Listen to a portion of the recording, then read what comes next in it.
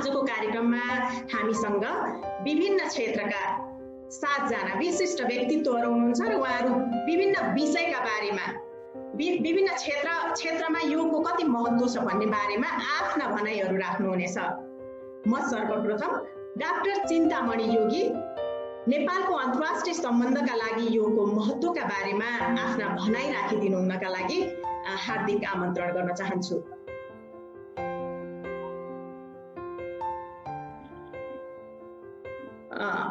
Audio unmute गर्नु होला हजुर। धन्यवाद। नमस्कार। युवा दार्शनिक समाजका डाक्टर रामदेव पण्डितजी लगायत इन्डो नेपालका सबै आदरणीय युवा मित्रहरू सबैलाई नमस्कार छ र आजका सम्पूर्ण वक्ता मित्रहरू हरिप्रसाद पोखरेलजी लगायत हाम्रा सम्पूर्ण आदरणीय मित्रहरूलाई अत्यधिक श्रद्धापूर्ण नमन छ। सम्पूर्ण श्रोता मित्रहरूलाई, सहभागी मित्रहरूलाई, देश विदेशबाट जुम योगमा जोडिने मित्रहरूलाई, श्रोताहरूलाई, सहभागीहरूलाई, वक्ताहरूलाई, गुरुहरूलाई सबलाई नमस्कार छ।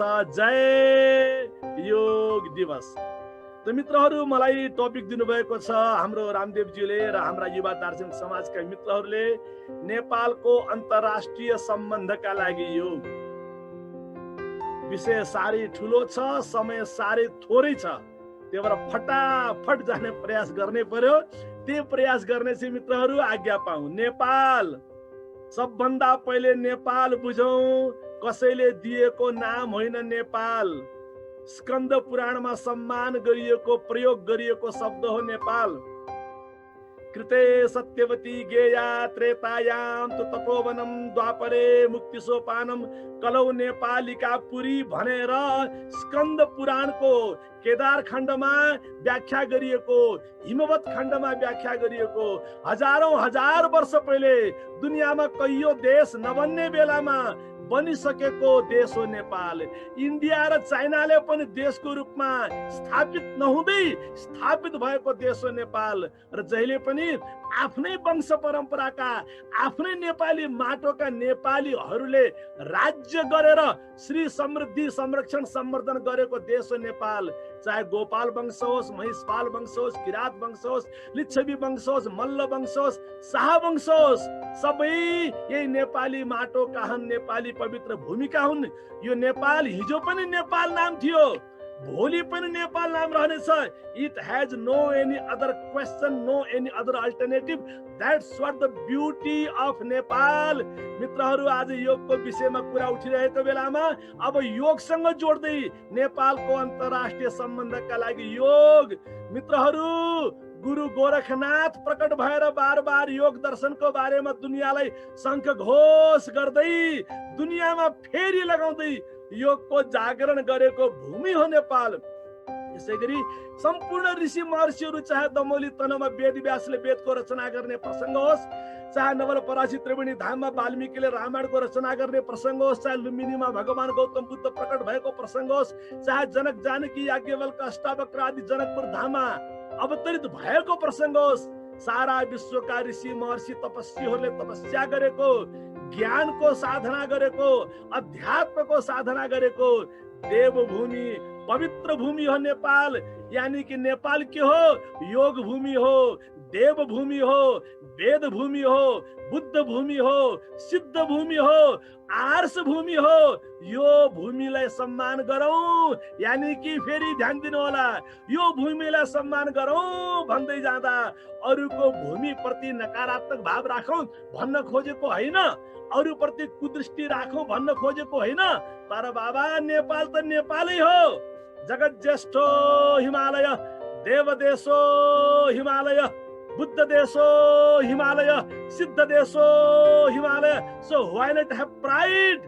I'm born in Nepal and I'm Nepali। र नेपालको माध्यमबाट सारा दुनियाँलाई मार्गदर्शन गर्नुपर्ने, सारा दुनियाँलाई जगाउनु पर्ने, जोड्नु पर्ने दायित्व पनि हाम्रो छ है भन्ने निवेदन पनि मैले यसै साथ गर्न चाहे। मित्रहरू, योगका धेरै परिभाषा छन्। आज धेरै विद्वान गुरुहरू आज भेला हुनु भएको छ। ती सबै परिभाषाहरू मध्येमा अब अहिले मेरो टपिकसँग अलि बढी म्याचिङ गर्ने परिभाषा के होला त? हुन त योग कर्मस्य कौशलम पनि छ। गुरु गोरखनाथको भाषामा संयोगम योगमित्याहु, जीवात्मा परमात्मनो भन्ने पनि छ। पतञ्जलिको भाषामा योगश्चित्तवृत्ति निरोध भन्ने पनि छ। अनेकौं सुन्दर सुन्दर योगका परिभाषा गुरुहरूले आचार्यहरूले तपस्वीहरूले दिनुभएको छ। सबैलाई प्रणाम छ। तर अहिले नेपालको अन्तर्राष्ट्रिय सम्बन्धका लागि योग भन्नु पर्दा आज सबैभन्दा उत्तम परिभाषा कुन भन्न मन लाग्यो?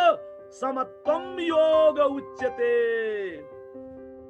समत्वम समता होस्, समानता हुँदै हुँदैन। समानताको पार्टीवाला कुरा नगर्नुस्, समानताको राजनीतिवाला कुरा नगर्नुस्, समानताको नाममा मान्छे मार्ने कुरा नगर्नुस्, मान्छे मारेर मन्त्री बन्ने सपना नदेख्नुस्। समानता हुँदै हुँदैन। That's what the beauty of nature. No diversity, no nature. के हुन सक्छ? समता हुन सक्छ र हुनु पर्छ। मित्रहरू, समभाव चाहियो। गोरे हो कि काले, समता।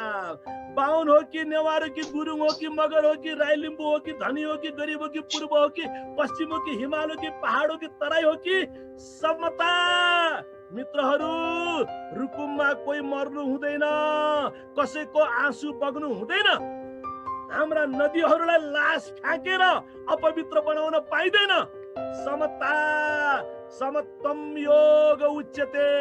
यसै गरी मित्रहरू, समताको अर्को मतलब, अर्को पनि सन्देश छ। जीवनमा कहिले उकाली आउला, कहिले ओह्राली आउला, कहिले दिन होला, कहिले रात आउला, कहिले सुनामी आउला, कहिले भूकम्प आउला र कहिले कोरोना आउला। समता। Don't lose your inner personality. समता।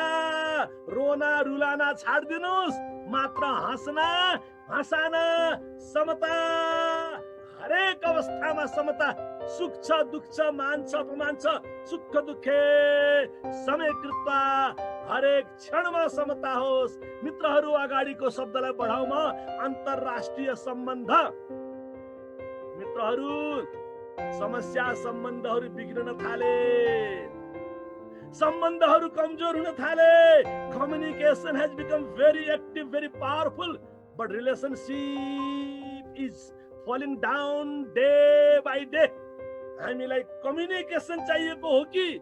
हुन त अहिले धन्यवाद छ हाम्रो युवा दार्शनिक समाजलाई, इन्डो नेपाललाई कम्युनिकेसन गराइदिनु भयो, जुम योग गराइदिनु भयो, आदरणीय विद्वानहरूसँग गुरुहरूसँग यसरी भेट्ने मौका मिल्यो, धन्यवाद छ। बट अगेन रिमेम्बर मित्रहरू, it's not only communication, what we need relation. परिवार परिवारको बीचमा रिलेसन होस्, समाज समाजको बीचमा रिलेसनशिप होस्, सम्बन्ध होस्, सुसम्बन्ध होस्। जाति जातिको बीचमा, समुदाय समुदायको बीचमा, सम्प्रदाय सम्प्रदायको बीचमा, देश देशको बीचमा। यति मात्र होइन, मान्छे र प्रकृतिको बीचमा। यति मात्र होइन, मान्छे र समग्र अस्तित्वको बीचमा त्यो सम्बन्ध चाहियो। जब सम्बन्ध टुट्छ, जब सम्बन्ध कमजोर हुन्छ, कोरोना आइराख्छ। कोरोना आफै आउँदैन मित्रहरू। We invite corona, we create the situation for corona. Corona हामीले निम्त्याएको हो, किनकि सम्बन्धहरू कमजोर भए र अगाडि बढौँ। अन्तर्राष्ट्रिय सम्बन्ध मित्रहरू, पहिले त राष्ट्रको बीचमा सम्बन्ध राम्रो बनाउनुस्, राष्ट्रको बीचमा सम्बन्ध राम्रो बनाउनुस्। र हरेक राष्ट्रले विश्वको लागि दिने कुरा के हो? नेपालले दिने कुरा वेद हो, बुद्ध हो, मुन्दुम हो, गोरक्ष दर्शन हो, योग दर्शन हो। Why not feel some pride? Nepal सानो छ, नेपाल सानो छ, तर के नेपालको महिमा सानो छ? नेपालको भूगोल सानो छ, नेपालको इकोनोमी सानो छ, नेपालको पोलिटिकल सिस्टम, नेपालको सोशल अर्डर, नेपालको हेल्थ सिस्टम त्यो सानो छ? के नेपालको चेतना सानो छ? नेपालको चेतना सानो छ भनेर कसैले पनि लिपु लेकमा गिद्ध दृष्टि राख्न पाउँदैन। यो भन्दै गर्दा मैले कुनै देशप्रति अनास्था राख्न खोजेको होइन। हामी त सबै देशको जय होस्, सबै धर्मको जय होस्, सबै गुरुको जय होस्, सबै सम्प्रदायको जय होस्। हामी त सबैको जय भन्छौँ नि। किन? किनकि भगवान गौतम बुद्धले हामीलाई के सिकाए? भवतु सब्ब मङ्गलम। किन? किनकि हाम्रो गोर्खापत्रले के सिकायो? सर्वे भवन्तु सुखिना। हिन्दू भवन्तु सुखिना भनेन, सर्वे सन्तु निरामया। नेपाली सन्तु निरामया भनेन, सर्वे भद्राणि पश्यन्तु, मानवा भद्राणि पश्यन्तु भनेन। So let's go further, let's respect everyone and without any condition we should go together. मित्रहरू ख्याल गर्नु होला, कठोपनिषदको प्रसंग, सहना भवतु सहनौ भुनक्तु, सँगै बाँचौं सँगै खाऊ। मित्रहरू, एकातिर उदार चरिता नाम तु वसुधैव कुटुम्बकम भन्ने, अर्कोतिर सीमाना मिच्ने। एकातिर क्रीडन्तो विश्व मार्यम भन्ने, अर्कोतिर रुकुममा मान्छे मार्ने। एकातिर यत्र विश्वम भवत्येक नीडम भन्ने। भनिन्छ कोरोना पनि कसको ल्याबबाट तयार भएको हो रे। Corona is also tested in lab in some countries. मित्रहरू, विश्वमा सुन्दरता धेरै छ, विश्वमा सम्भावना धेरै छ, उत्पादन धेरै छ, प्रचुरता छ, हरेक प्रकारका पदार्थहरूको, सामग्रीहरूको, resources, but still what you are lacking, that kind of yoga mind, yoga personality, yoga attitude, yoga character, योग बुद्धि, योग भाव, योग दर्शन, त्यो चाहियो मित्रहरू। त्यो योग भावका साथ बढ्यो भने सारा देशको सम्बन्ध राम्रो हुन्छ। र याद राख्नुस्, अहिलेको समयमा कसैले गरिब देश भनेर, सानो देश भनेर कसैले कसैलाई मिच्न खोज्छ भने सारा दुनिया युद्धमा धकेलिने छ। र आज हेर्नुस् अमेरिकामा के समस्या भयो, गोरे र कालेको। हेर्नु, सारा दुनियाँका मान्छे कोरोना आउँदा आउँदै पनि जाग्न सकिरहेका छैनन्। म आशा गर्छु, प्रार्थना गर्छु, बिन्ती गर्छु, यो कोरोनाले हामीलाई जगाइदियोस्, यो कोरोनाले हामीलाई मान्छे बन्न सिकाइदियोस्। यस आम नेपाली, यस आम Hindu, more than that I am a human being, more than that I am a conscious being, I am only quantum energy, only quantum self. मित्रहरू, घोषणा गर्नुस्, चुच्चे नाग भन्दा माथि, चेप्टे नाग भन्दा माथि, पूर्व र पश्चिम भन्दा माथि, हिमाल पहाड तराई भन्दा माथि गएर योगमय घोषणा गर्नुस्। अहम ब्रह्मास्मि, म ब्रह्म हुँ, म सत्ता हुँ, म चेतना हुँ, म अस्तित्व हुँ। मेरो अस्तित्वमा सारा संसारको अस्तित्व समाएको छ। र अस्तित्वले अस्तित्वसँग झगडा गर्नु हुँदैन। अस्तित्वले अस्तित्व प्रति नकारात्मक भाव राख्न पाइँदैन, शंका राख्न पाइँदैन, घृणा राख्न पाइँदैन। त्यही भएर अन्तिम प्रश्न, योगा गर्ने हो कि योगमय बन्ने हो? Yoga is not only doing, it's being. It's not only an exercise, it's to realize. It's not only for the body, it's through the body. सर्वम ब्रह्ममयम जगत, सर्वम शिवमयम जगत भनेको जस्तै निवेदन गर्न चाहन्छु। सर्वम योगमयम जगत। सबको जय होस्, मंगल होस्। धन्यवाद, नमस्कार। हस्, यहाँलाई धेरै धेरै धन्यवाद दिन चाहन्छु एकदमै उत्साहित गर्ने प्रस्तुतिको लागि। अब हामीसँग धेरैजना वक्ताहरू हुनुहुन्छ। अब हामी अर्को वक्तालाई निम्त्याउन चाहन्छौँ। उहाँ चिरपरिचित व्यक्तित्व हुनुहुन्छ, मनोक्रान्तिका प्रवर्तक, योग, मेडिटेसन र मोटिभेसनल स्पिकर डाक्टर योगी विकासानन्द। म उहाँलाई आमन्त्रण गर्न चाहन्छु र उहाँको विषय नेपालको पर्यटनमा योगको महत्त्व। म डाक्टर योगी विकासानन्दज्यूलाई पर्यटन क्षेत्रलाई जुरुक्कै उचाल्ने गरी योगको महत्त्व, पर्यटन र योगको महत्त्व के हुन सक्छ भन्ने विषयमा आफ्ना भनाइ राखिदिनु हुनका लागि हार्दिक अनुरोध गर्दछु। सम्पूर्ण परिचित मित्रहरू, सबभन्दा पहिला उहाँहरूलाई हात जोडेर नमस्कार छ। सबैको जय होस्। र कोरोना कालमा सबैको जयको द्वार खुल्दैछ। हाम्रो चिन्तामणि योगीजीले बडो जोसिलो भाषण सुनाइरहनु भयो। म त्यसरी जोसुतीबाट आएको म चाहिँ हँसिलोतिर जाउँ कि भनेर किनकि हँसिबा खेलिबा ज्ञानम अहर्निश कथिबा ब्रह्म ज्ञानम हँसै खेलै नकरै मनभङ्ग ते निहचल नाथ। यो गुरु गोरखको वचन सही सँगै हाँसो।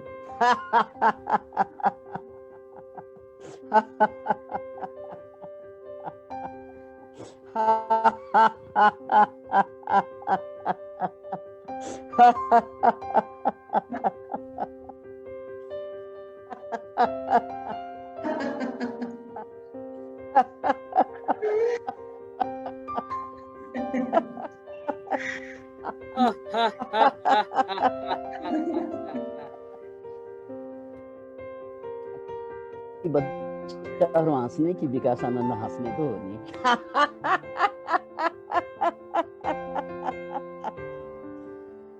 अतः मित्रहरू पुनः एकपल्ट यहाँहरूलाई यो हास्यमय स्वागतसँगै मलाई दिनुभएको विषयलाई मैले न्याय गर्न सक्छु सक्दैन मलाई थाहा छैन, तर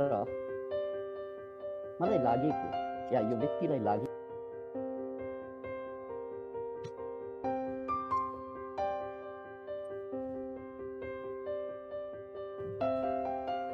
गुरु म्युट भयो।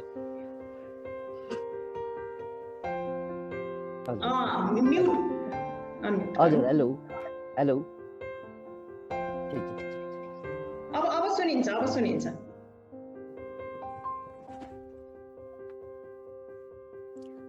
हेलो हजुर हजुर अहिले त ठिकै भयो होला कि। वन्स अगेन मैले यहाँहरूले दिनुभएको विषयलाई न्याय गर्न सक्छु सक्दिनँ मलाई थाहा छैन, तर मलाई लागेको या यो व्यक्तिलाई लागेको के यो कोरोना कालले मलाई लाग्छ सत्ययुगलाई निम्ति दिएको छ। किन भन्नाले सत्ययुगमा मान्छेहरू हाम्रो शास्त्र अनुसार पूर्णतया आध्यात्मिक हुने गर्थे र कोरोनाको च्यालेन्ज पछि यो आध्यात्मिक हुनुको विकल्प लगभग समाप्त भइसकेको छ।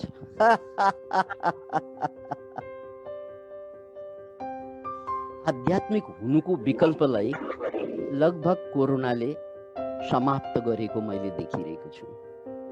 किनकि मान्छेले बनाएका संरचनाहरू, शिक्षा, सत्ता, सम्पत्ति, सम्मान, गर्व, अहंकार, राष्ट्र, यी सबै कुरा कोरोनाको अगाडि निरीह बनेका छन्। यो बेला न शिक्षा, न सत्ता, न सम्पत्ति या हामीले कमाएका कुराहरू, ती कुनै चिजले पनि मान्छेलाई राहत दिइरहेको छैन। अब यो बेला मान्छेलाई राहत दिने चिज भनेको एउटै चिज मात्रै बाँकी रह्यो, त्यो भनेको इम्युन पावर या इम्युनिटी। यो हाम्रो इम्युन पावर त्यो बलियो भए बाँच्ने हो, नभए त भाइ क्युमा हामी पनि लाग्ने हो।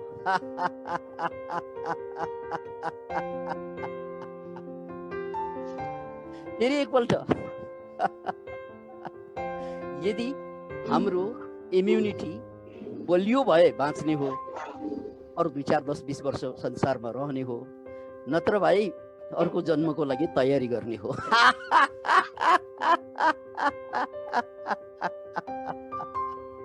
त्यसैले यो इम्युनिटीलाई यो बलियो नबनासम्म हामी यो संसारमा नटिक्ने भएको कारणले यो बेला अब इम्युनिटीलाई धनले बलियो बनाउँदैन। Very interesting. धन धन धन भन्ने मान्छेलाई योभन्दा ठुलो कोरोनाको चापट अरू के होला? पद पद पद भन्ने मान्छेलाई योभन्दा ठुलो चापट के होला? पैसा, प्रतिष्ठा, यी चिज खोज्ने मान्छेहरूलाई कोरोनाले, यो परमात्माको अर्को रूप कोरोना हो, किनकि सबै कुरा परमात्मा हुन्। ईशावास्यमिदं सर्वम् यत्किञ्च जगत्यां जगत् तेन त्यक्तेन भुञ्जित मा गृधा कस्य सुरम्। ईशावास्यमिदं, यी सारा कुरा परमात्मा हुन्, ईशामय हुन्। त्यसकारण कोरोना शत्रु होइन, ईश्वरको अर्को रूप। कोरोना शत्रु होइन, ईश्वरको अर्को रूप हो। कोरोना शत्रु होइन, ईश्वरको अर्को रूप हो। यसले हामीलाई एडिट गर्न खोजेछ। यो संसारमा जे पाइ त्यही खाएर जथाभावी बाँचेर पृथ्वीलाई, वसुधालाई दूषित पारेर बाँच्ने मान्छेहरूको लागि परमात्माले कोरोना रूप लिएर, सायद चाहिँ कल्की जस्तै अर्को अवतार, कोरोना अवतार लिएर हामीलाई पाठ सिकाइरहेको आभास भइरहेको छ। किनकि भाइ इम्युन सिस्टम जोगाए बाँच्ने हो, नभए जाने हो। अब इम्युन सिस्टम जोगाउने एउटै मात्र तरिका छ। इम्युन सिस्टम जोगाउने, बलियो पार्ने एउटै मात्र तरिका छ, त्यो हो आफ्नो मेन्टालिटीलाई पोजिटिभ, आफ्नो एटिट्युडलाई पोजिटिभ राख्नु र खुसी भएर बाँच्नु। हाँसिबा, खेलिबा, धरिबा। अरे यार, गोरखले यो 1500 वर्ष अगाडि भन्नुभएको वचन आज यति सान्दर्भिक भएको छ कि हाँस भाइ, नत्र कोरोनाले तिमीलाई थम्याउनेछ। हाँस्ने मान्छे यो मेरो लाइनको होइन भनेर अगाडि जान्छ, किनकि हाँस्दा इम्युन सिस्टम पावरफुल हुन्छ। खुसी हुन्छ, हाँस, खेल। एकचोटि विचार गर्नुहोस् त, सानो बेलामा हामीसँग सुकोमा गोजीमा सुको थिएन, तर हामी हाँस्थ्यौँ, नाच्थ्यौँ, गाउँथ्यौँ, उफ्रिन्थ्यौँ, झगडा गर्थ्यौँ, एकै क्षणमा मिल्थ्यौँ। न कुनै जातको परवाह, न कुनै देशको चिन्ता, न कुनै राजनीतिक बोझ, केही पनि थिएन, मात्र मस्ती थियो। अर्को शब्दमा जीवन उत्सव थियो। आज जीवन अहंकारको पोको बनेको छ, पैसोको भोको बनेको छ, पीडाको डोको बनेको छ। र त्यो बेला हामी केही पनि थिएन, हामीसँग पहिचान थिएन, तर परमात्माको नजदिक थियो। आज पहिचान थुप्रै छ, परमात्मा अतः यो परमात्मासँग टाढा हुनुको कारण, परमात्मालाई जोड्नुको लागि परमात्माले नै त डिजाइन गर्ने हो मान्छेको। के काम, के शक्ति त्यसमा, के मजा। त्यसकारण परमात्मा सायद कोरोनाको अवतारको रूपमा, अतः एकचोटि त्यो श्लोकलाई पनि याद गरौँ। मूकं करोति वाचा पंगुम लंघयति गिरिं यत्कृपा तमहम वन्दे।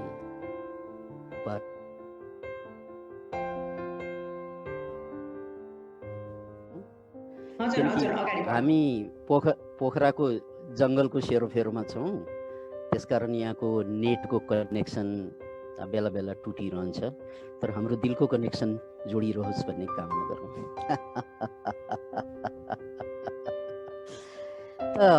म मेरो कुरालाई टुङ्गोतिर नै जाने कुरा होला। मैले मूकम करोति वाचालमलाई गाउँदै थिएँ क्यारे। मूकम करोति वाचालम पंगुम लंघयते गिरिम यत्कृपा तमहम वन्दे परमानन्द माधव। जब त्यो परमानन्द स्वरूप माधवको, परमात्माको कृपा वर्षिन्छ, त्यो बेला लङ्गडोले पहाड नाग्न थाल्छ र दृष्टिविहीनले मूकम करोति वाचालम, लाटोले बोल्न थाल्छ। मूकम करोति वाचालम, पङ्गु भनेको जसको खुट्टा छैन, त्यसले पनि पहाड नाग्न थाल्छ। अनि त्यो परमानन्द माधवको स्वरूप के त परमानन्द,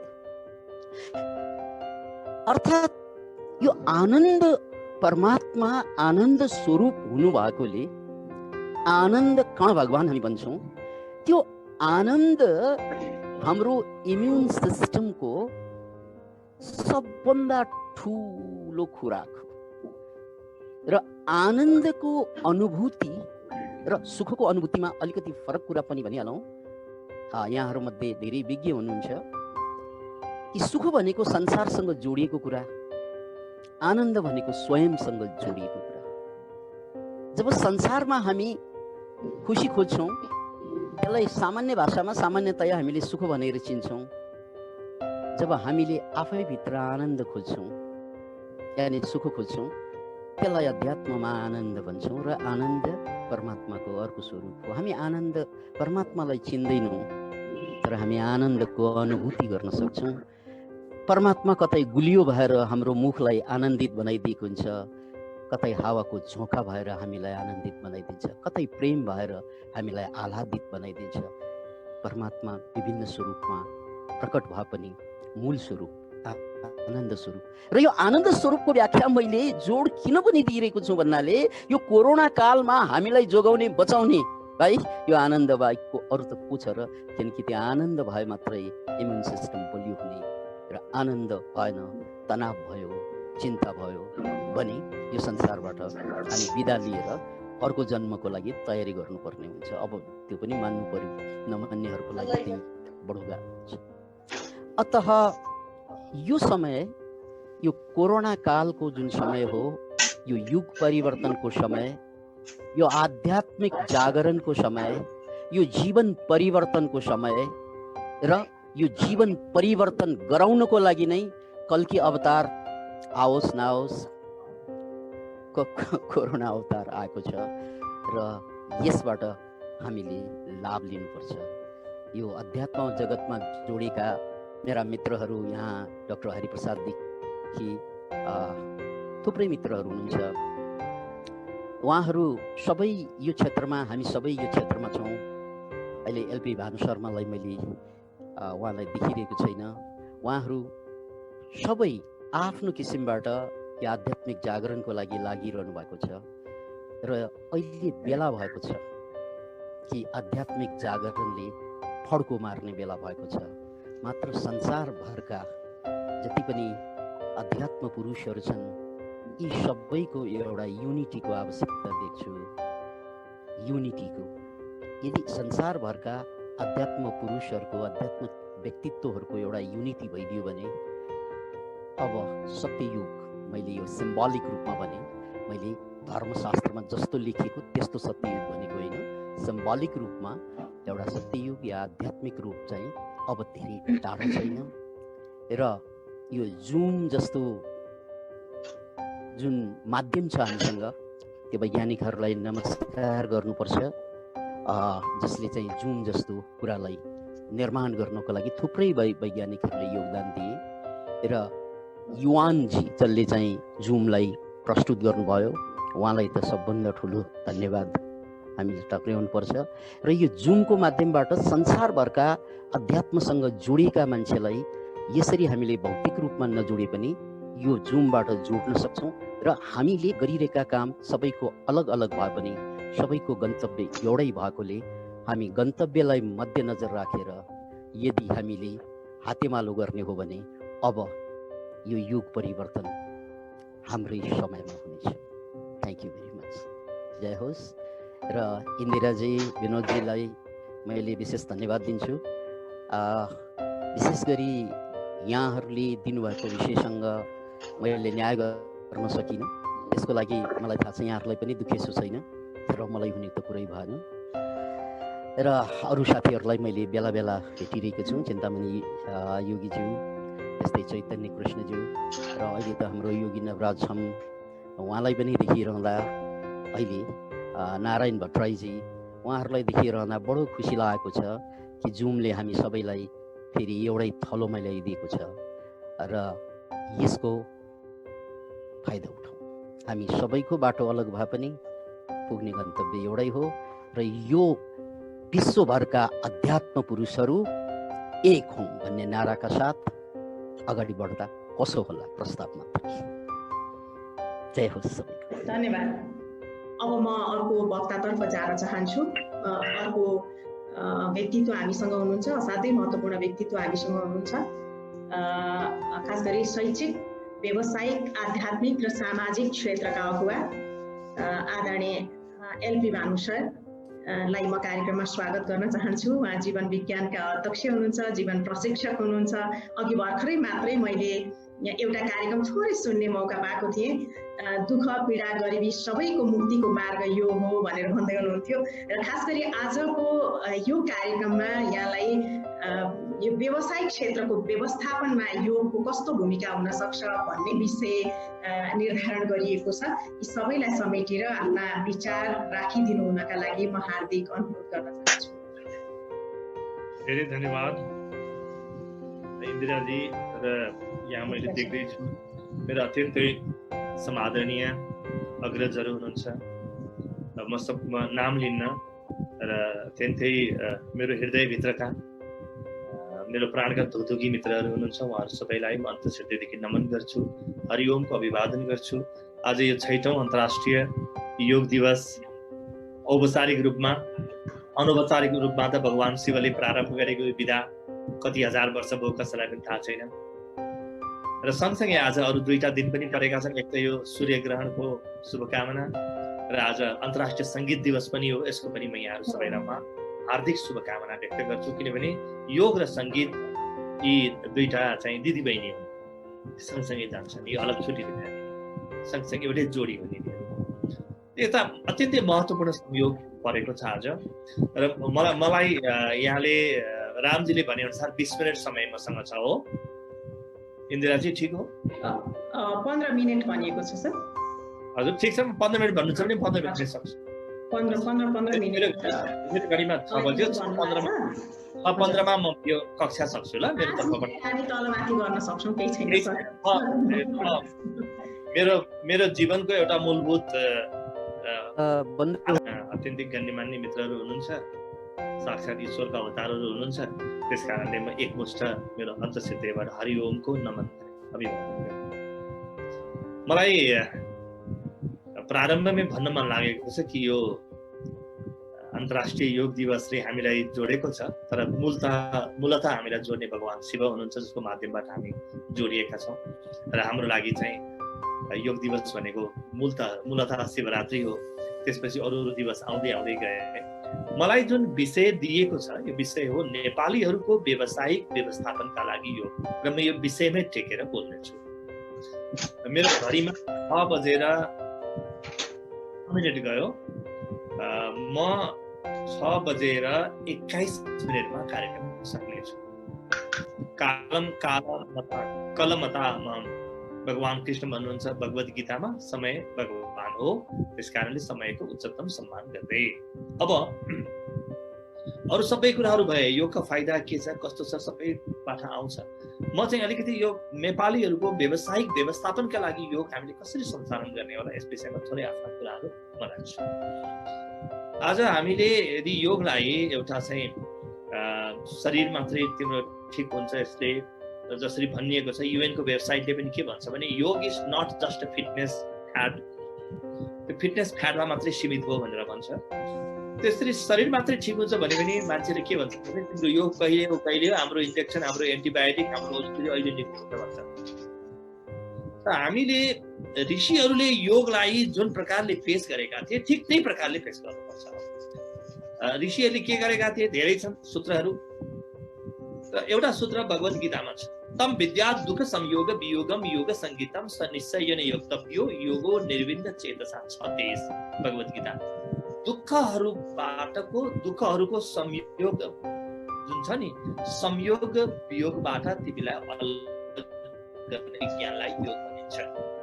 त मनुष्यको दुःख हरण गर्न सक्ने क्षमता योगमा छ। शारीरिक दुःख मात्रै होइन, मानसिक दुःख, भावनात्मक दुःख, आत्मिक दुःख, जीवनमा जति पनि दुःखहरू आउँछन् ती सम्पूर्ण दुःखहरूको हरण गर्न सक्ने क्षमता योगले राख्दछ। र हामीले यसरी लार्जर एउटा बृहत सोचमा हामीले योगलाई नयाँ आइडेन्टिटी, नयाँ परिचय दिनुपर्छ। यदि हामीले यसलाई प्रोफेसनलाइज गर्ने हो भने र हाम्रो देशका मान्छेहरूलाई पनि योग काम लाग्ने बनाउने होइन भने त वियोग हुने कति औषधि खाइछन् हामी योग भनेर हल्ला गरेर, हामी 2-4 जना हल्ला गरेर केही पनि हुँदैन। त यसको लागि एउटा त शरीर मात्रै होइन है, तिमीलाई चाहिँ पुरै तिम्रो जीवनका दुःख यसले अंग्रेजीमा भनिन्छ टेक केयर गर्छ र तिमीलाई हरेक प्रकारका पीडाबाट मुक्ति दिन्छ, तिम्रो तनावबाट यसले मुक्ति दिन्छ, तिम्रो लाइफस्टाइललाई, तिम्रो जीवनशैलीलाई अत्यन्तै सुन्दर बनाउँछ भनेर हामीले नेपालको अलिकति फरक प्रकारको ढाँचा निकालेर हामीले योगलाई एक प्रकारले म सिधै शब्द भन्छु ब्रान्डिङ गर्नुपर्छ है। म शिक्षाले चार्टर्ड एकाउन्टेन्ट हुँ, त्यस कारणले यस्ता कुराहरूतिर मलाई अलिक बढी भरोसा छ।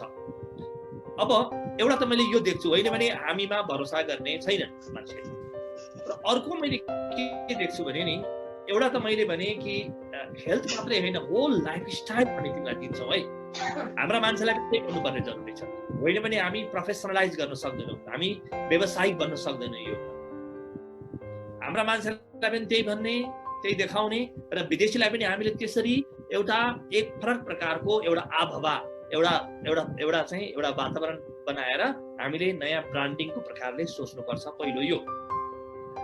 दोस्रो कुरो मैले के देख्छु भने हामी जति पनि योग सञ्चालन गर्ने, योगका अध्यात्मका विधाहरू सञ्चालन गर्ने मित्रहरू छौँ नि, हामी अत्यन्तै प्रोफेसनल हुनुपर्ने जरुरी छ। मैले यहाँ देख्छु हामी कहाँ समस्या भनेको नि व्यवस्थापनको, म्यानेजमेन्ट। हामी हाम्रो आफ्नै संस्था भताभुङ्ग लथालिङ्ग छ भने हामीले अरूलाई के सेवा गर्छौँ? त हामीले आफ्नो संस्थालाई प्रोफेसनल म्यानेजमेन्टमा एउटा व्यवस्थापकीय, एउटा व्यवसायिक प्रणालीमा हामीले गर्नुपर्छ, अग्रणी बनाएर हामीले लैजानुपर्छ र हामीले एकअर्कासँग सिक्नुपर्छ। बेस्ट प्र्याक्टिसेसहरू हामीले सिक्नुपर्छ। जहीँसुकैको गुरुसँग हामीले सिक्यो भने सिक्ने कुरा चाहिँ सारा संसार खुला। मलाई थाहा छ भगवान कृष्ण पनि भगवान बुद्ध पनि अहिले जन्मेर आउनुभयो भने सिकि नै राख्नुहुन्छ, किनभने सिक्ने काम कहिले पनि सकिँदैन। Learning never ends. त हाम्रा संस्थाहरूलाई हामीले अत्यन्तै व्यावसायिक र चुस्त फुर्त हामीले बनाउनुपर्छ। होइन भने हामीमा भरोसा गर्दैनन्। हाम्रो अनुहार देखेर, हाम्रा संस्थाको ताल देखेर, हाम्रा भवनहरू देखेर, हाम्रो बोली देखेर, हाम्रो अनुहार देखेर, हाम्रो सुकिसकेको कान्ति देखेर हामीलाई भरोसा गर्नेवाला छैन। हामीले यसलाई ट्रस्ट वर्दी बनाउनको लागि गहिरो काम गर्नुपर्ने छ। यो मैले दोस्रो देखेँ। तेस्रो मैले के देखेँ सँगसँगै भने अब हामीले संयुक्त रूपमा हुन्छ कि अलग अलग गरेर त अर्थ छैन। हेर्नुहोस्, अध्यात्ममा एक्लै वीरको केही पनि अर्थ छैन। मिलेर गर्नुको अर्को विकल्प छैन। कसले मिलाउने हो भन्ने मात्रै कुरा हो, कसले कहाँ कहिले मिलाउने हो भन्ने मात्रै प्रश्न हो। त्यो मिल्ने भनेको के हो भन्नुहुन्छ भने मिलेको छैन भन्नु खोजेको होइन, सहकार्य भनेको अलग शब्द हो। मनमुटाव नभए पनि सहकार्य छैन भने त्यहाँ सिनर्जी उत्पन्न हुँदैन, त्यहाँ महानता उत्पन्न हुँदैन, त्यहाँ समूहको शक्ति हुँदैन। अब हामी मिलेर एउटा कस्तो प्रकारको सोच बनाउनु पर्यो भने नि, हाम्रो योगले तिम्रो पुरै लाइफस्टाइल, पुरै तिम्रो परिवारलाई रूपान्तरित गर्छ, तिम्रो व्यक्तिगत जीवनलाई रूपान्तरित गर्छ, तिम्रो कार्यालयलाई रूपान्तरित गर्छ, तिम्रो समाजलाई रूपान्तरित गर्छ, तिम्रो जीवनमा एउटा नयाँ उचाइ दिन्छ योगले। योगले यहाँ पुर्याउँछ भनेर हामीले एउटा चित्र पिक्चर देखाएर हामीले त्यो अनुसारले आफ्ना जति पनि संस्थाहरू छन् ती संस्थाहरूलाई हामीले तयार पार्नुपर्छ। होइन भने मान्छे जतिसुकै बिरामी होस्, जेसुकै होस्, योगको शरणमा नआइकन, अध्यात्मको शरणमा नआइकन इन्जेक्सनको औषधिको शरणमा गइ नै राख्नेछ। जबसम्म हामीले आफूलाई अझ गतिलो, अझ बलवान र अझ बढी प्रेजेन्टेबल प्रस्तुत गर्ने योग्य बनाउँदैनौँ। त्यसकारणले मैले यहाँ प्रस्तुतिको अत्यन्तै महत्त्वपूर्ण कुरा देखेको छु। र वैज्ञानिक रूपमा हामीले तथ्यका साथ यो गर्छ भनेर हामीले एउटा मैले पुस्तक लेखेर हुँदैन। हेर्नुहोस्, देशले साझा अवधारणा हामीले सार्वजनिक गर्न थाल्नुपर्छ, सार्वजनिक गर्न मिलेर गर्नुपर्छ। र मिलेर गर्दा यहाँ रमाइलो कस्तो छ भन्नुहुन्छ भने नि, अब हरेकको आफ्नो प्रकारको विशेषता हुन्छ।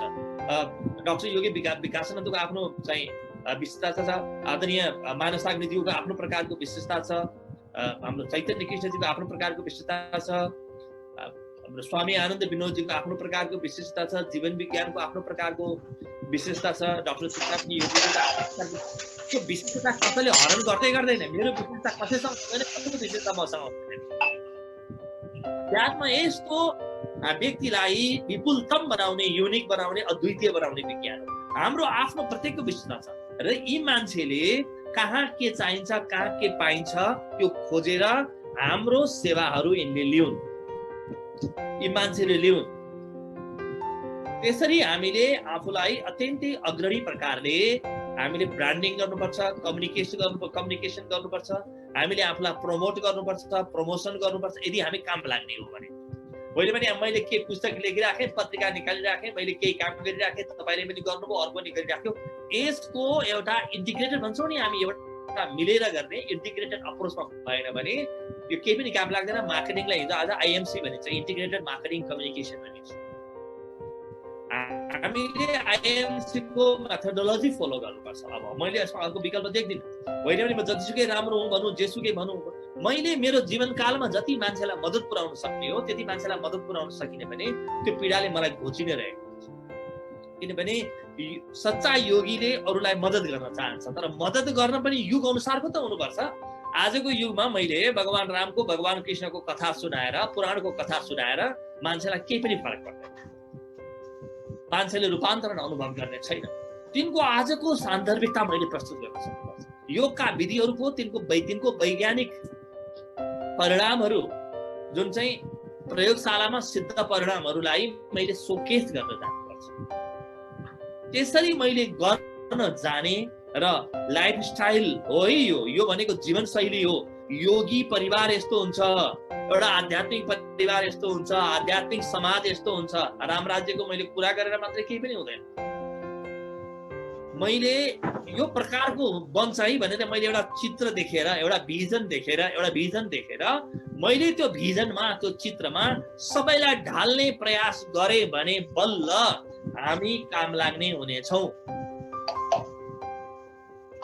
र हामीले अब ढिलो नगरिकन आफ्ना संस्थाहरूलाई हामीले अत्याधुनिक बनाउनु पर्नेछ।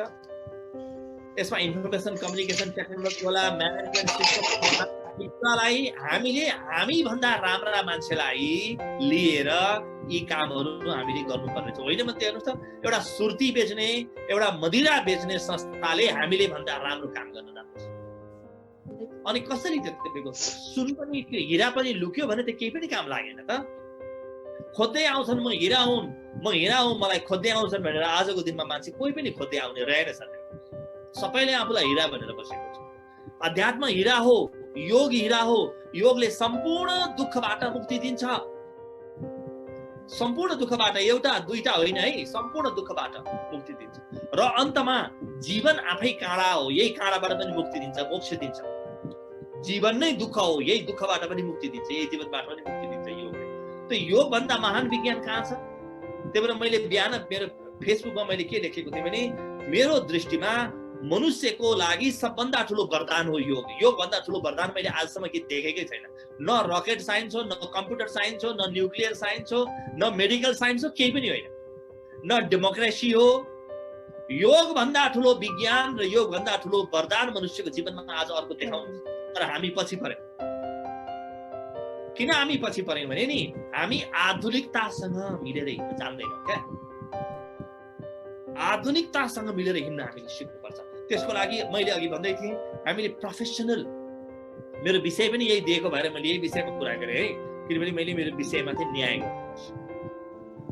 हामीले professional outlook, professional approach follow गरेर म्यानेजमेन्ट सिस्टम पनि त्यस्तै बनाएर हाम्रा सबै कामहरूलाई अब के भने राम्रो मान्छेहरू एकदम अलिकति गहिरो, अलिकति गतिलो मान्छे आयो भने पनि मैले उसलाई आकर्षित गर्न सकूँ, देशले आकर्षित गर्न सकोस्, हाम्रै भित्रका मान्छे होलान्, हामी बाहिरका मान्छे होलान्, ती जम्मैलाई हामीले राख्न सकौँ, हामीले ठाउँ दिन सकौँ। मलाई देख्दाखेरि उसमा भरोसा आओस्, ट्रस्टवर्दी हो म, वाह मान्छे यस्तो हुनुपर्छ है, योगले यस्तो बनाउँदो रहेछ भने पक्का पनि हो, म यस्तो चाहिँ बन्न चाहेको।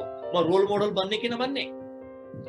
म रोल मोडल बनिन भने मैले गराउने यो के को रोल मोडल बन्छ? केही न केही पनि भन्दैन। मेरो अध्यात्म कसरी रोल मोडल भन्छ जबसम्म म रोल मोडल भन्दिनँ। भगवान कृष्ण रोल मोडल नभए गीता कसरी रोल मोडल हुन्छ मलाई भन्नुहोस् त। तपाईले दिएको समयमा साथ 4 मिनेट बाँकी छ इन्दिराजी, 4 मिनेटमा म सुन्छु।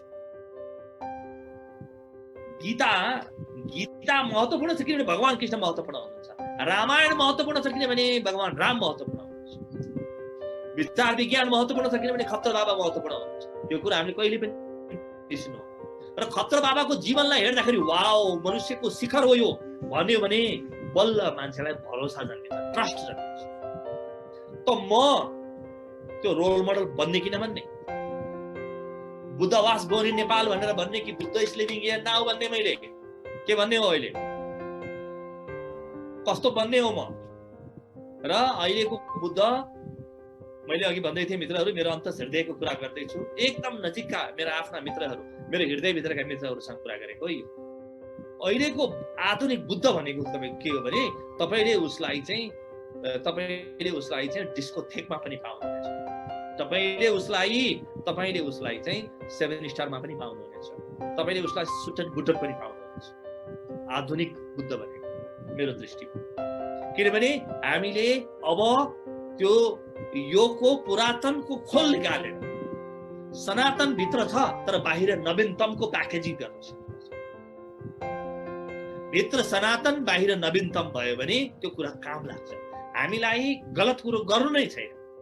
योगको मूल विज्ञान हीरा जस्तो विज्ञानलाई पस्किनु छ तर प्याकेजिङमा हामीले विचार गर्नुपर्छ। होइन भने अहिले त यसै पनि नेपालको ब्रान्ड कस्तो छ भने नेपालका मान्छेले के सिकाउनु पर्छ, नेपालको पासपोर्ट देखेर यसले के सिकाउन सक्ला त भन्ने हुन्छ। त हामीले योगको एउटा नयाँ प्रवर्धन आफ्नो देशमा पनि बाहिर पनि गर्नु छ भने हामीले देशमै समग्र रूपमा बसेर काम गर्न थाल्नुपर्छ र योगलाई देशको एउटा मेन स्ट्रिममा एउटा मूल धारमा ल्याउने हामी प्रत्येकले प्रयास गर्नुपर्छ। र यसको लागि मैले जे जानेको छु म अरू मित्रहरूलाई सिकाउन र अरू मित्रहरूले जे जान्नु भएको छ त्यसबाट म सिक्न तयार छु। हामी सिक्न तयार हुनुपर्छ। त्यो जतिखेर सुके सिक्ने, जतिखेर सुके। किनभने यहाँ प्रतिस्पर्धा मैले देख्दिनँ। हेर्नुहोस् योगमा के को प्रतिस्पर्धा? मैले गर्ने काम चाहिँ डाक्टर हरिप्रसाद पोखरेलजीले गर्नुभयो भने त मैले उहाँको चरणमा गएर चाहिँ उहाँलाई गएर मैले दण्डवत प्रणाम गर्नुपर्छ। आहा मलाई त घरमा सुतिराख्ने व्यवस्था मिलाइदिनु भयो तपाईँले भनेर। मैले गर्ने काम अरू कसैले गर्छ, मैले गर्ने काम म भन्दा राम्रो अरू कसैले गरिदियो भने त म त उसको चेला भइहाल्नु। अध्यात्म भनेको त्यस्तो विज्ञान। त यहाँ प्रतिस्पर्धाको कुरा छैन, यहाँ सहकार्यको मात्रै कुरा छ, यहाँ हरेक व्यक्ति चम्किने कुरा छ। तर यसमा हामीले कुरा गरेर हुँदैन, हामीले यसलाई कार्यगतमा ढाल्नुपर्छ। र त्यो कार्यगतमा ढाल्नको लागि हामी जे जे गर्न सक्छौँ त्यो गरौँ। स्वास्थ्य मात्रै दिन्छ भनेर हामी मार्केटिङ गर्न छोडिदिउँ। हामीले यसलाई भन्न छोडौँ तिम्रो होल लाइफ स्टाइल हो।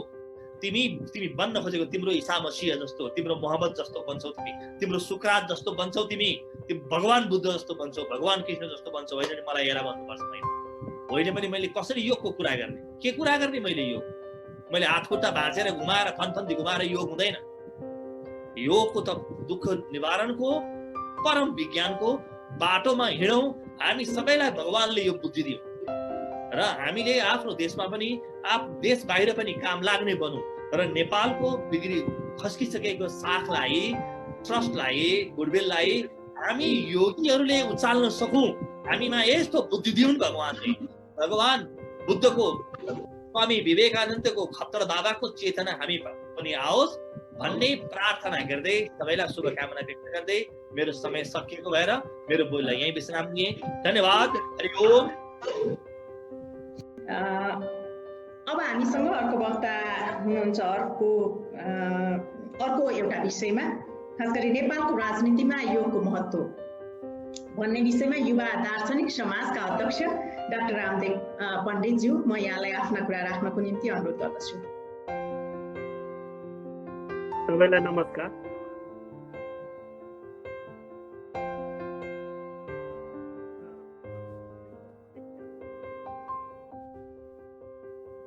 यो 6औं अन्तर्राष्ट्रिय योग दिवसको उपलक्ष्यमा युवा दार्शनिक समाज र इन्डो नेपाल आयुर्वेद कोअपरेसन क्याम्पेनको संयुक्त आयोजनामा आयोजित यो लघु प्रवचनमा सबैजनालाई यथायोग्य अभिवादन टक्राएँ। म डाक्टर रामदेव पण्डित। आज मैले पाएको विषय नेपालको राजनीतिमा योग। यस विषय मैले मेरा विचार यो नेपालको राजनीतिमा योग भन्ने विषय सुन्दाखेरि यो बडा अड जस्तो लाग्ने दुईटा विषयलाई चाहिँ यहाँ मिसाएर त्यो विषयमा मलाई बोल्न एउटा अवसर प्राप्त भएको छ। पहिले पनि यो विषयमा हामीले केही साथीहरूको साथ लिएर केही काम गरेका छौँ। सुन्दाखेरि योग र राजनीति ठ्याक्कै हामीले बुझेको, हामीले अनुभूति गरेको मनोविज्ञानबाट हेर्दाखेरि यो दुईटा विषय चाहिँ निकै दूरका विषय हुन्। न राजनीति सँग योगको सम्बन्ध छ, न योगको चाहिँ राजनीतिसँग सम्बन्ध छ। तर अझ अलिकति यसलाई गहिरिएर हेर्दाखेरि, गहिरिएर कुन अर्थमा भन्दाखेरि जस्तै योग भन्ने बित्तिकै खालि आत्मा परमात्माको रूपमा मात्रै नहेरिकन योगलाई चाहिँ यसको फिजिकल आस्पेक्ट्स, त्यो मेटाफिजिकल आस्पेक्ट्स भन्दा पनि हामीले यसलाई फिजिकल, यसको जुन आस्पेक्ट्सहरू छ, यसको सामाजिक पक्ष, पर्यावरणीय पक्ष, शिक्षाको पक्ष, आरोग्यको पक्ष, संस्कृतिको पक्ष, सम्बन्धका पक्ष, अनेक खालका सम्बन्ध जो योग गर्ने मान्छेसँग जोडिएर आउने यी कुराहरू चाहिँ लाई हेर्ने र यो कुरालाई चाहिँ हामीले समाजसँग जोडेर हेर्दाखेरि कहीँ न कतै पोलिटिक्स इन कमान्ड चाहिँ अहिले विश्वभरि रहेको र पोलिटिक्सले नै हरेक क्षेत्रलाई, हरेक व्यक्तिलाई र अन्तर्राष्ट्रिय जगतलाई हेऱ्यो भने पुरै विश्वलाई एक ढङ्गले पोलिटिक्सले कमान्ड गरिरहेको अवस्था हो। त्यसकारणले यो योग क्षेत्र, योगको जुन यो फिजिकल पार्ट छ त्यसमा चाहिँ प्रत्यक्ष रूपमा राजनीतिको भूमिका अपेक्षित हुन्छ र राजनीति भन्ने बित्तिकै हामीले दुई तीनवटा कुरालाई सम्झिन्छौँ। त्यो भनेको जनता र नेता र स्थापित मान्यता अनुसार यसका अन्य कुराहरू पनि जोडिन्छन्। जस्तै एउटा भूगोलको कुरा जोडिन्छ, भूगोलको कुरा जोडिन्छ, जनसङ्ख्याको कुरा जोडिन्छ, एउटा सरकारको कुरा जोडिन्छ, सबरेन्टीको कुरा जोडिन्छ। यो कुरालाई चाहिँ पोलिटिक्सले कमान्ड गर्दै गर्दा योगको यी मैले अहिले भर्खरै यहाँहरूलाई भनेको कुरा चाहिँ सामाजिक पक्ष, मनोवैज्ञानिक पक्ष, पर्यावरणीय पक्ष, शिक्षाको पक्ष, आरोग्यताको पक्ष, संस्कृतिको पक्षलाई एक हिसाबले रुल गरिरहेको हुन्छ। र अहिलेसम्म के देखिएको छ भने योगका मान्छेहरूलाई अहिले अब यो वर्तमान विश्वको परिवेशलाई मूल्याङ्कन गर्ने हो भने भारत लगायत अन्य देश जहाँ चाहिँ योग एक ढङ्गले चाहिँ अगाडि बढ्दैछ द्रुत गति, त्यहाँको परिवेशलाई हेऱ्यो भने पनि पछिल्लो अपडेटलाई हामीले के फिल गर्न सक्छौँ भने अहिले योगीहरू अथवा योग अभ्यासीहरू, योग प्रेमीहरू, योगका संस्थाहरू पनि राजनीतिद्वारा एक ढङ्गले प्रयोग भइरहेको अवस्था छ। यो भारतमै पनि भाजपाले योगलाई आफ्नो ब्रान्डिङको लागि भोट कसरी बढाउने हैन, त्यसबाट आफ्नो प्रमोसन, आफ्नो जनतासँग कसरी कनेक्ट गर्ने, यो दुःखमा चाहिँ अरू भौतिक रूपमा धेरै कुरा दिन नसके पनि योगका भावनात्मक, योगका ती उच्च मनोवैज्ञानिक कुरा, योगका चेतनाका कुरा चाहिँ त्यो जोडेर प्रयोग, योगलाई चाहिँ प्रयोग गरिरहेको देखिन्छ। तर हामीलाई के लाग्छ भने जब हामी पोलिटिक्सका मान्छेहरू, पोलिटिक्स गर्ने मान्छेहरूको हृदयमा, मस्तिष्कमा बस्न सक्यौँ भने नेताले लिनुपर्ने हरेक निर्णयहरू चाहिँ सम्यक तरिकाले हुन जान्छ।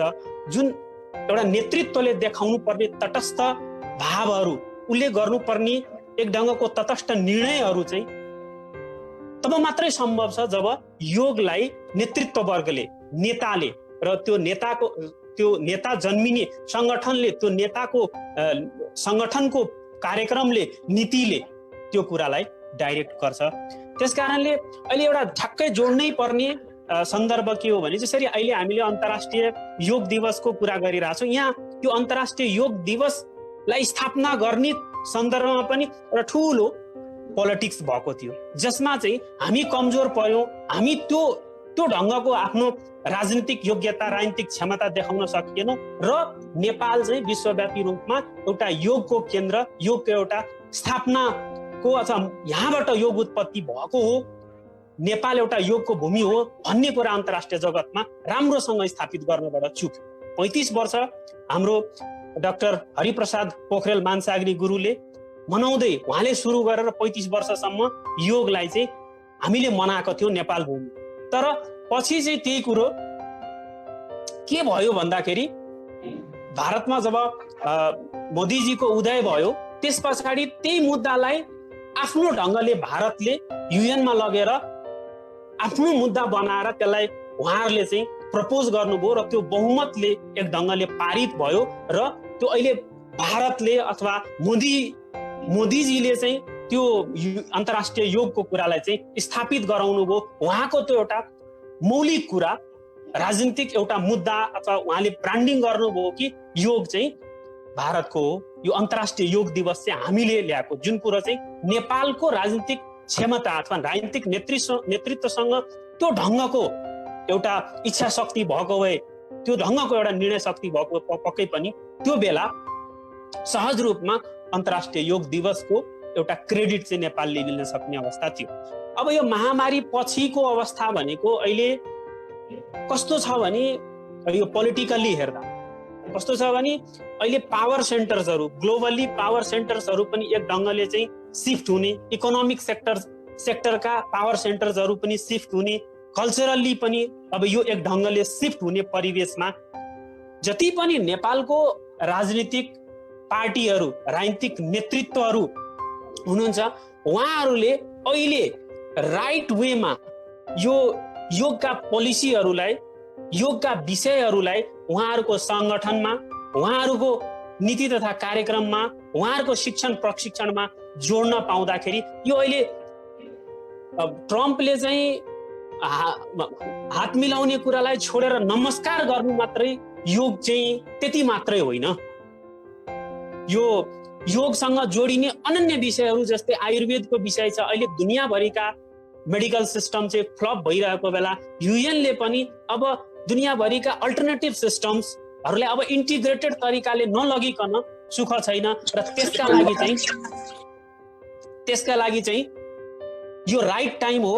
यो राइट टाइममा चाहिँ हामीले योग र योगका यी फिजिकल पाटाहरू जस्तै योगको जुन आफ्नो एउटा मनोविज्ञान छ, पर्यावरणीय कुरा छ, शिक्षा र आरोग्यका कुरा, संस्कृतिको कुरा र यो अन्तर्राष्ट्रिय सम्बन्धमा पनि एउटा एक ढङ्गको योगले ठुलो एउटा कनेक्ट गर्ने कुरा चाहिँ जसरी भारत अथवा मोदी यो योगको विषयलाई लिएर जसरी आफूलाई स्थापित गर्नुभयो ग्लोबल कन्टेक्स्टमा र कनेक्ट भइरहेको छ, अहिले हामी पनि त्यो प्रसङ्गमा अथवा सन्दर्भमा जसरी कनेक्ट भइरहेछौँ त्यो कुरा चाहिँ कहीँ न कतै योगले चाहिँ एउटा उत्कृष्टताका साथ यो फिजिकल एस्पेक्टमा पनि राजनीतिलाई जोडेर हामी लान सक्दाखेरि हामीलाई एक ढङ्गको एउटा नेपाली राजनीतिलाई ट्रान्सफर्मेसन दिने, यहाँको नेपाली जनतालाई पनि एक ढङ्गको ट्रान्सफर्मेसन मिल्ने, नेपाली सोसाइटीलाई पनि एक ढङ्गको ट्रान्सफर्मेसन मिल्ने देखिन्छ।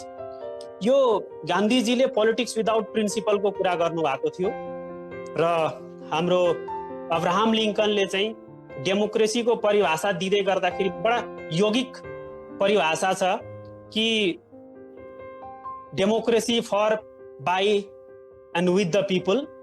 त्यो डेमोक्रेसीको परिकल्पना तब मात्रै सम्भव छ जब योग चाहिँ एउटा सिस्टमको पार्ट हुन सक्छ, राजनीतिक सिस्टमको पार्ट हुन सक्छ, नेताको पार्ट हुन सक्छ।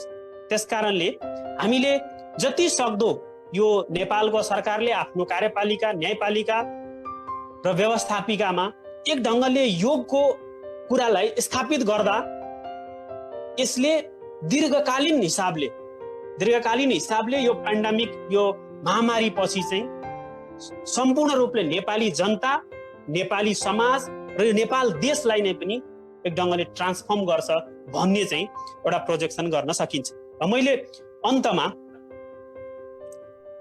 यो विश्वमा 3 खालको दुःख शास्त्रीय हिसाबले आध्यात्मिक दुःख, आदि दैविक दुःख र आदि भौतिक दुःख मानिन्छ। यो पेन्डेमिकको क्रममा र पेन्डेमिक पछि हामीले यो योगस्य चित्तवृत्ति निरोधको अभ्यास गर्दा आध्यात्मिक दुःख जुन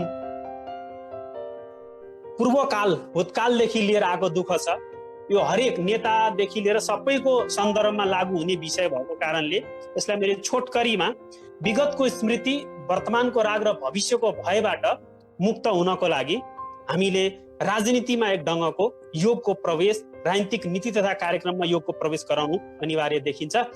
र राजनीति भनेको शासन प्रशासन मात्र होइन, राजनीति भनेको सेवा र त्याग पनि हो। राजनीति भनेको सङ्घर्ष र सत्ता मात्रै होइन, राजनीति भनेको समर्पण र सन्तुष्टि हो भन्दै यो आजको यस कार्यक्रममा मलाई यसरी बोल्ने एउटा अवसर जुटाइदिनु हुने यस कार्यक्रमका संयोजक साथीहरू, संयोजक टिम र यसरी चाहिँ अन्तर्राष्ट्रिय योग दिवसको कार्यक्रममा यो कार्यक्रमलाई भव्य रूपमा सम्पन्न गरिदिनु हुने सम्पूर्ण गुरुवर्ग, सबै सहभागी व्यक्तित्वहरूलाई एकसाथ धन्यवाद दिँदै म आफ्ना मन्तव्य विचारहरूलाई यही टुङ्ग्याउँछु। धन्यवाद। यहाँलाई धेरै धेरै धन्यवाद छ। अब म अर्को वक्तालाई आमन्त्रण गर्न चाहन्छु। उहाँ हुनुहुन्छ चैतन्य कृष्णज्यू। विश्व शान्ति, मानवता र अध्यात्मलाई धेरै मानिसहरूका बीचमा उहाँले पुर्याइसक्नु भएको छ र शैक्षिक क्षेत्रसँग आबद्ध हुनुहुन्छ र विभिन्न राष्ट्रिय तथा अन्तर्राष्ट्रिय आध्यात्मिक सङ्गठनमा उहाँ आबद्ध पनि हुनुहुन्छ र आजको कार्यक्रममा उहाँलाई नेपालको शिक्षा प्रणालीमा योगको महत्त्व भन्ने विषय दिएको छ र आफ्नो विषयलाई समेटेर र निर्धारित समयभित्र आफ्ना भनाइ राखिदिनु हुन म हार्दिक अनुरोध गर्दछु। आदरणीय चैतन्य कृष्णज्यू। सर्वप्रथम यो सुन्दर कार्यक्रमको आयोजना गरेर सबैलाई विभिन्न आयाममा योगको भूमिकाको सन्दर्भमा जान्ने बुझ्ने मौका दिनुभएकोमा आयोजक परिवारलाई धेरै धेरै धन्यवाद दिन्छु। कमेन्टहरू पनि हेरिरहेको छु म। यहाँ धेरैले धन्यवाद दिनुभएको छ। नेपालका गुरुहरूलाई एकै ठाउँमा ल्याइदिनु भयो, बहुत राम्रो गर्नुभयो, गुरुहरू एकै ठाउँमा आउनुपर्छ भन्ने भावना व्यक्त गर्नुभएको छ। त्यो भावनालाई पनि म सम्मान गर्छु र हाम्रा श्रद्धेय गुरुहरूले पक्कै पनि यो कुरालाई मनन गर्नुहुनेछ, म अनुरोध गर्न चाहन्छु। अब म सिधै मेरो विषयमा प्रवेश गर्छु। शिक्षामा योग। पहिले म शिक्षाको बारेमा 2 शब्द बोल्छु, किनभने शिक्षा शब्द 2वटा धातुबाट बन्न सक्छ। एउटा चाहिँ सासु अनुशिष्टौ धातुबाट, अर्को चाहिँ शिक्षा विद्योपादानी धातुबाट। सासु अनुशिष्टौबाट अनुशासन हो शिक्षा, अनि विद्योपादानी धातुबाट शिक्षा शब्दलाई व्युत्पन्न गर्दाखेरि हामीले विद्या उपार्जन गर्ने, विद्या प्राप्त गर्ने मेथडका रूपमा, विधाका रूपमा शिक्षालाई परिभाषित गर्न सकिन्छ। आधुनिक वैज्ञानिकहरू, दार्शनिकहरूले, चिन्तकहरूले शिक्षाका परिभाषामा राम्रा बानीहरूको निर्माण र अन्तर्निहित प्रतिभालाई प्रस्फुटित गर्ने विधालाई चाहिँ शिक्षा। Education is nothing but the formation of habit. Education is natural harmonious and progressive development of man's इनेट power. यसरी उनीहरूले एजुकेसनलाई परिभाषित गरेका छन्। अब शिक्षाको हामीले समग्रमा हेर्दाखेरि इन्फर्मेटिभ र इन्ट्युटिभ, यो जानकारीमूलक र अन्तर्बोधबाट प्राप्त भएको ज्ञान, यी 2 प्रकारका चाहिँ शिक्षाबाट हामीलाई प्राप्त हुने चाहिँ ज्ञानका चाहिँ विधाहरू बुझ्न सकिन्छ, जसलाई हामीले ज्ञान र विज्ञानको रूपमा पनि बुझ्न सक्छौँ। र अब योग सन्दर्भलाई हामीले बुझौँ। योग भनेको वास्तवमा शरीरमा हाम्रो व्याधि छ अर्थात् रोग छ, यसपछि यो स्थूल शरीरदेखि भित्र गयो भने सूक्ष्म शरीरमा आदि छ अर्थात् दुःख छ, ईर्ष्या छ, जलन छ, पीडा छ, वेदनाहरू छन्, कष्ट छन्, अनेक प्रकारका व्यथाहरू छन्, यसलाई आदि भनिन्छ। शरीरमा भएको रोगलाई व्याधि भनिन्छ। त्यसदेखि पर कारणमा हामी पुग्ने हो भने त्यहाँ उपाधि छ। यो तीनैबाट आदि भन्दा पर, व्याधि भन्दा पर र उपाधि भन्दा पर गएर आफ्नो स्वरूपसँग आफैसँग परिचित गराइदिने अर्थात् समाधि उपलब्ध गराइदिने जो विधा हो त्यो विधा चाहिँ योग हो। र योग जबसम्म हामीले जान्दैनौँ तबसम्म हामीले योगसँग जोडिएका कुराहरू पनि बुझ्दैनौँ। जस्तै उदाहरणका लागि योग्य, उहाँ योग्य हुनुहुन्छ भन्छौँ, योग्य शब्द पनि योगबाटै बन्छ, योग्यता योगबाटै बन्छ, उपयोगिता, त्यसपछि गएर प्रयोग, संयोग, उपयोग, अनुयोग, निर्योग, दुर्योग, वियोग, आयोग, अभियोग, प्रतियोग, अधियोग, सुयोग, उद्योग, यस्ता शब्दहरू सबै योगबाट बनेका छन्। र गीतामा 18वटा अध्यायहरू छन्। प्रत्येक अध्यायको अन्तमा प्रत्येक अध्यायलाई एउटा योगका रूपमा नाम दिएको छ र गीतालाई चाहिँ योग शास्त्रका रूपमा परिभाषित गरिएको छ। अब योगले हामीलाई के फाइदा गर्छ त, योग किन हो त भन्ने कुरामा अघि हाम्रो चिन्तामणि गुरुले हाम्रो नेपालकै एउटा महान पुरुष गोरखनाथको प्रसङ्गलाई ल्याएर संयोग योग इत्याहुर जीवात्मा परमात्मनो हो भन्ने पनि उल्लेख गर्नुभएको थियो। खास गरी आत्मा र परमात्माको मिलनलाई योग भनिन्छ एउटा अर्थमा। अर्को अर्थमा चाहिँ समाधि दशालाई प्राप्त गर्ने, समाधिको सजिलो अर्थ हो समाधान।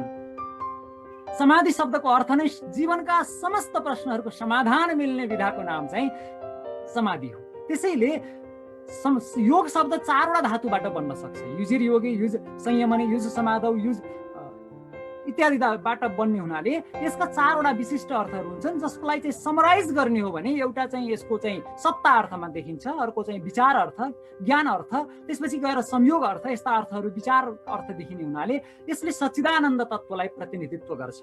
र सिधै भन्ने हो भने समग्र दुःखहरूबाट मुक्तिको चाहिँ नाम वास्तवमा योग हो। र शिक्षालाई पनि त्यही अर्थमा विष्णु पुराणले परिभाषित गर्छ, या विद्याशा विमुक्तये, वास्तवमा शिक्षा या विद्या जे भन्नुहोस् त्यो चाहिँ त्यो हो जसले समग्र दुःखबाट व्यक्तिलाई मुक्ति दिन्छ। आदि यो हाम्रो शरीरमा हुने, मनमा हुने सबै प्रकारका दुःखहरूको हामीले अघि चर्चा थोरै गऱ्यौँ। र अब हामीले आदि दैविक, आदि भौतिक र आध्यात्मिक तीनै प्रकारका दुःखहरूबाट पर लाने हामीलाई योगले काम गर्छ। अब शिक्षामा अहिले वर्तमानमा देखिएका जति पनि समस्याहरू छन्, विशेष गरी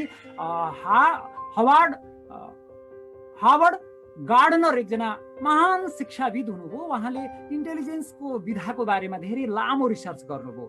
अनि हावर्ड गार्डनरले 8 प्रकारका इन्टेलिजेन्सहरूको, भिजुअल, स्पेशल, लिङ्ग्विस्टिक, भर्बल, त्यसपछि गएर logical, mathematical, bodily, kinesthetic, musical, interpersonal, intrapersonal र नेचुरलिस्टिक यी 8 प्रकारका इन्टेलिजेन्सहरूको व्याख्या गर्नुभएको छ।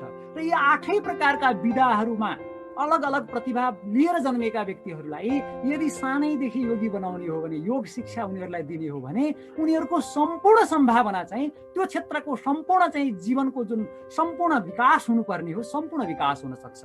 त्यसैले म एकदमै महत्त्वपूर्ण कुरा के भन्न चाहन्छु भने शिक्षामा सबैभन्दा अहिले देखिएको विकृति भनेको के हो भने एकाग्र हुन नसक्नु, बच्चाहरूको चाहिँ शारीरिक र मानसिक स्वास्थ्यले चाहिँ उसको शिक्षामा चाहिँ अगाडि बढ्न नसक्नु, पढाइमा चाहिँ उनीहरू चाहिँ कन्सन्ट्रेसनको कमीले गर्दाखेरि एकाग्र हुन नसक्ने समस्या, अनुशासनको कमी। योगले सबैभन्दा पहिले विचारमा क्रान्ति गर्छ, विचारलाई शुद्ध बनाइदिन्छ।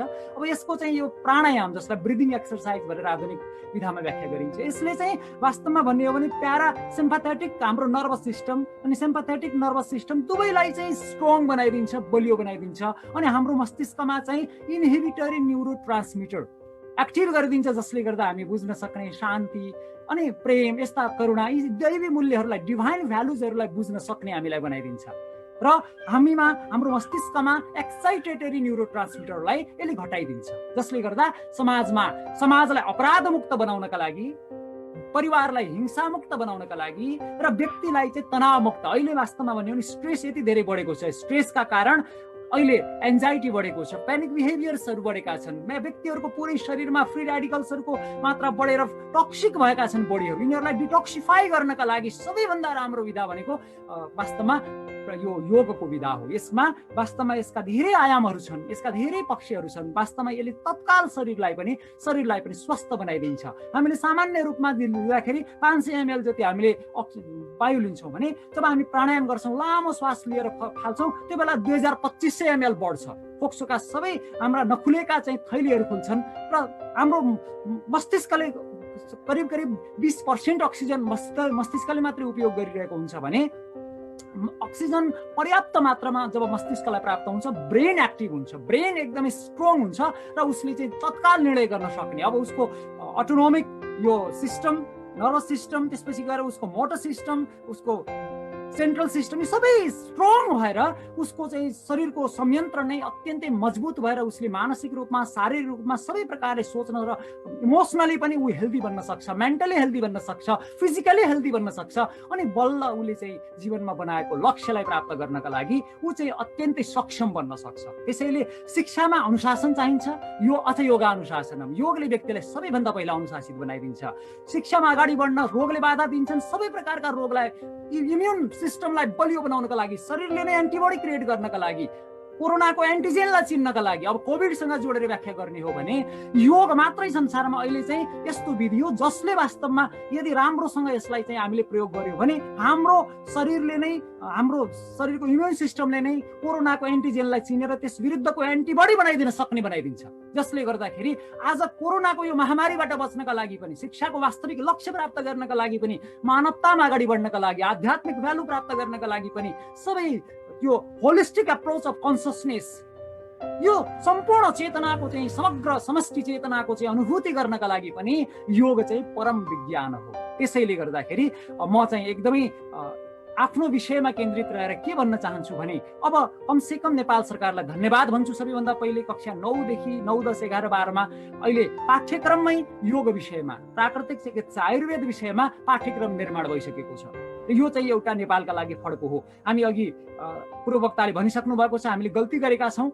35-36 वर्ष हामीले योग दिवस, अन्तर्राष्ट्रिय योग दिवस मनाएर पनि त्यसलाई नेपालले आफूले ब्रान्डिङ गर्न सकेन, नेपालले त्यसलाई विश्व संयुक्त राष्ट्रसङ्घमा लान सकेन। प्रयास गरेका थियौँ तर ती प्रयासहरू असफल भएका थिए। डाक्टर हरिप्रसाद गुरु र हामीहरू यो अभियानमा सँगै लागेका थियौँ र हामीले पटक पटक मोदीलाई समेत इमेल पठायौँ, उहाँले रिप्लाई गर्नु भएन। उहाँका नजिकका व्यक्तिहरूलाई, उहाँसँग च्याट हुने, मोदीले च्याट गर्ने व्यक्तिहरूलाई समेत हामीले पठाएर फाइलहरू एट्याच गरेर समेत पठाएका थियौँ। त्यसैले आज विश्व योग दिवस कमसेकम भारतले नै प्रयास गरेर भए पनि अन्तर्राष्ट्रिय योग दिवस बन्नुमा योगको समग्र विश्वव्यापी गौरव चाहिँ बढेकै छ। यसलाई हामीले स्वीकार गरौँ। नेपाल सरकारले पनि माघे गतेलाई राष्ट्रिय योग दिवस घोषणा गरेको छ। यो पनि एउटा नेपालमा एउटा योगको विषयमा जागरण आएको छ। अहिलेका शिक्षा मन्त्री आफै पनि 1-2 घण्टा बिहान उठेर योग गर्ने अभ्यास गर्नुहुन्छ। त्यो पनि एउटा यो विधाको व्यक्तिलाई चाहिँ एउटा अनुकरणीय मान्नुपर्छ। त्यसैले म चाहिँ समग्रमा हाम्रा सम्पूर्ण आजका वक्ताहरूका अलग अलग विषयहरूमा उहाँहरूका प्रस्तुतिहरूलाई निकै सम्मान गर्दै, वास्तवमा यो शिक्षाको क्षेत्रमा यदि हामीले ठुलो आमूल परिवर्तन गर्ने हो भने योग मात्र एउटा यस्तो विधा हो जसले व्यक्तिलाई संस्कारित बनाइदिन्छ र धेरै धेरै आविष्कार गर्नका लागि सक्षम चेतना पनि उसको बनाइदिन्छ। त्यसैले चाहे संस्कार होस्, चाहे आविष्कार होस्, चाहे ज्ञान होस्, चाहे विज्ञान होस्, दुवै विधामा प्रगतिका लागि, शिक्षाको चाहिँ सम्पूर्ण चाहिँ उचाइलाई प्राप्त गर्नका लागि, समग्रतालाई बुझ्नका लागि पनि योग चाहिँ अत्यन्तै अपरिहार्य र अत्यन्तै महत्त्वपूर्ण हुन्छ। यही विषय म राख्दै हाम्रा अत्यन्तै गुरुहरूलाई सम्मान गर्दै, आयोजकहरूलाई धन्यवाद दिँदै म आफ्नो बाणीलाई विराम गर्न चाहन्छु। असतोमा सद्गमय, तमसोमा ज्योतिर्गमय, मृत्योर्मा अमृतम गमय। ओम शान्ति शान्ति शान्ति। यहाँलाई धेरै धेरै धन्यवाद महत्त्वपूर्ण प्रस्तुतिको लागि।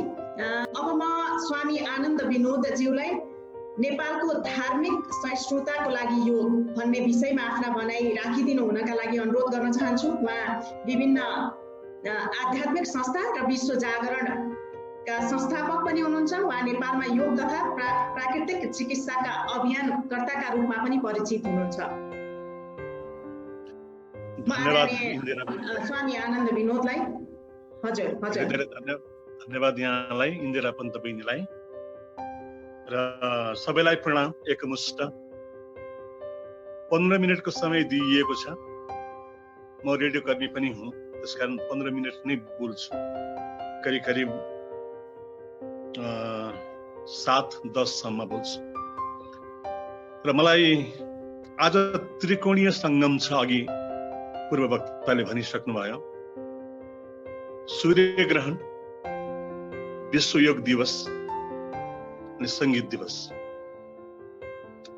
500 वर्षपछिको महासूर्य ग्रहण 10:50 स्पर्श गरेको थियो। 12 बजेतिर मध्य भएको थियो र 2:23 करिब 3 घण्टा 33 मिनट पुण्यकाल रहेको थियो। मैले चाहिँ विशेष किसिमबाट मनाएँ, ध्यान गरेँ, साधना गरेँ, आफ्नै कक्षमा रहेँ। सबैले त्यस्तै गर्नुभयो होला। र आज औँसी पनि हो। औँसी कसैलाई औँसी उड्ने लाग्छ भन्छन्। अङ्ग्रेजीमा त्यसलाई लुनेटिक भनिन्छ। आजको दिन, औँसीको दिन, त्यस्तो जसलाई मानसिक रूपबाट अलिकति असन्तुलन हुन्छ त्यस्तो व्यक्तिले औँसी पुर्णेको बेलामा चाहिँ फास्टिङ बसेको जाति हुन्छ। र सानो जानकारी पनि राखेँ र म विषयमा प्रवेश गरौँ। म पनि विषयमै केन्द्रित हुन चाहन्छु। महामारी पछिको विश्वमा योगको सान्दर्भिकता असाध्यै महत्त्वपूर्ण विषय। मलाई चाहिँ कस्तो लाग्छ भने महामारी अघि वा पछि योग सधैँ सान्दर्भिक हुन्छ। योगको सान्दर्भिकता सधैँ रहन्छ। आज 6औं अन्तर्राष्ट्रिय योग दिवस। नेपालमा धार्मिक सहिष्णुताको लागि योग मलाई दिएको विषय र संयुक्त आयोजकलाई म धेरै धेरै कृतज्ञता अर्पण गर्छु। युवा दार्शनिक समाज र इन्डो नेपाल आयुर्वेद सहकारी अभियान। यो प्रिभेन्सन हो, prevention is better than cure भनेको योग चाहिँ प्रिभेन्सन। अहिले यो वर्ष घरमै योग, परिवारसँग योग भन्ने थीम लिएर योग प्रवेश गरेको छ, योगको आगमन भएको छ, योग अन्तर्राष्ट्रिय विश्व योग दिनको आगमन भएको छ र योग जीवनशैली बन्नुपर्छ भनेर बारम्बार यहाँ भनिरहेको छ। र 14 मा प्रस्ताव पास भएको थियो 2014 मा, 15 देखि सन् 2015बाट आजैको दिन योग दिवस मनाउन थालिएको हो। 21 जुन लामो दिन, सूर्योदय पनि छिट्टै, सूर्यास्त पनि ढिलो। अब यहाँनिर प्रवेश गरौँ विषयमा।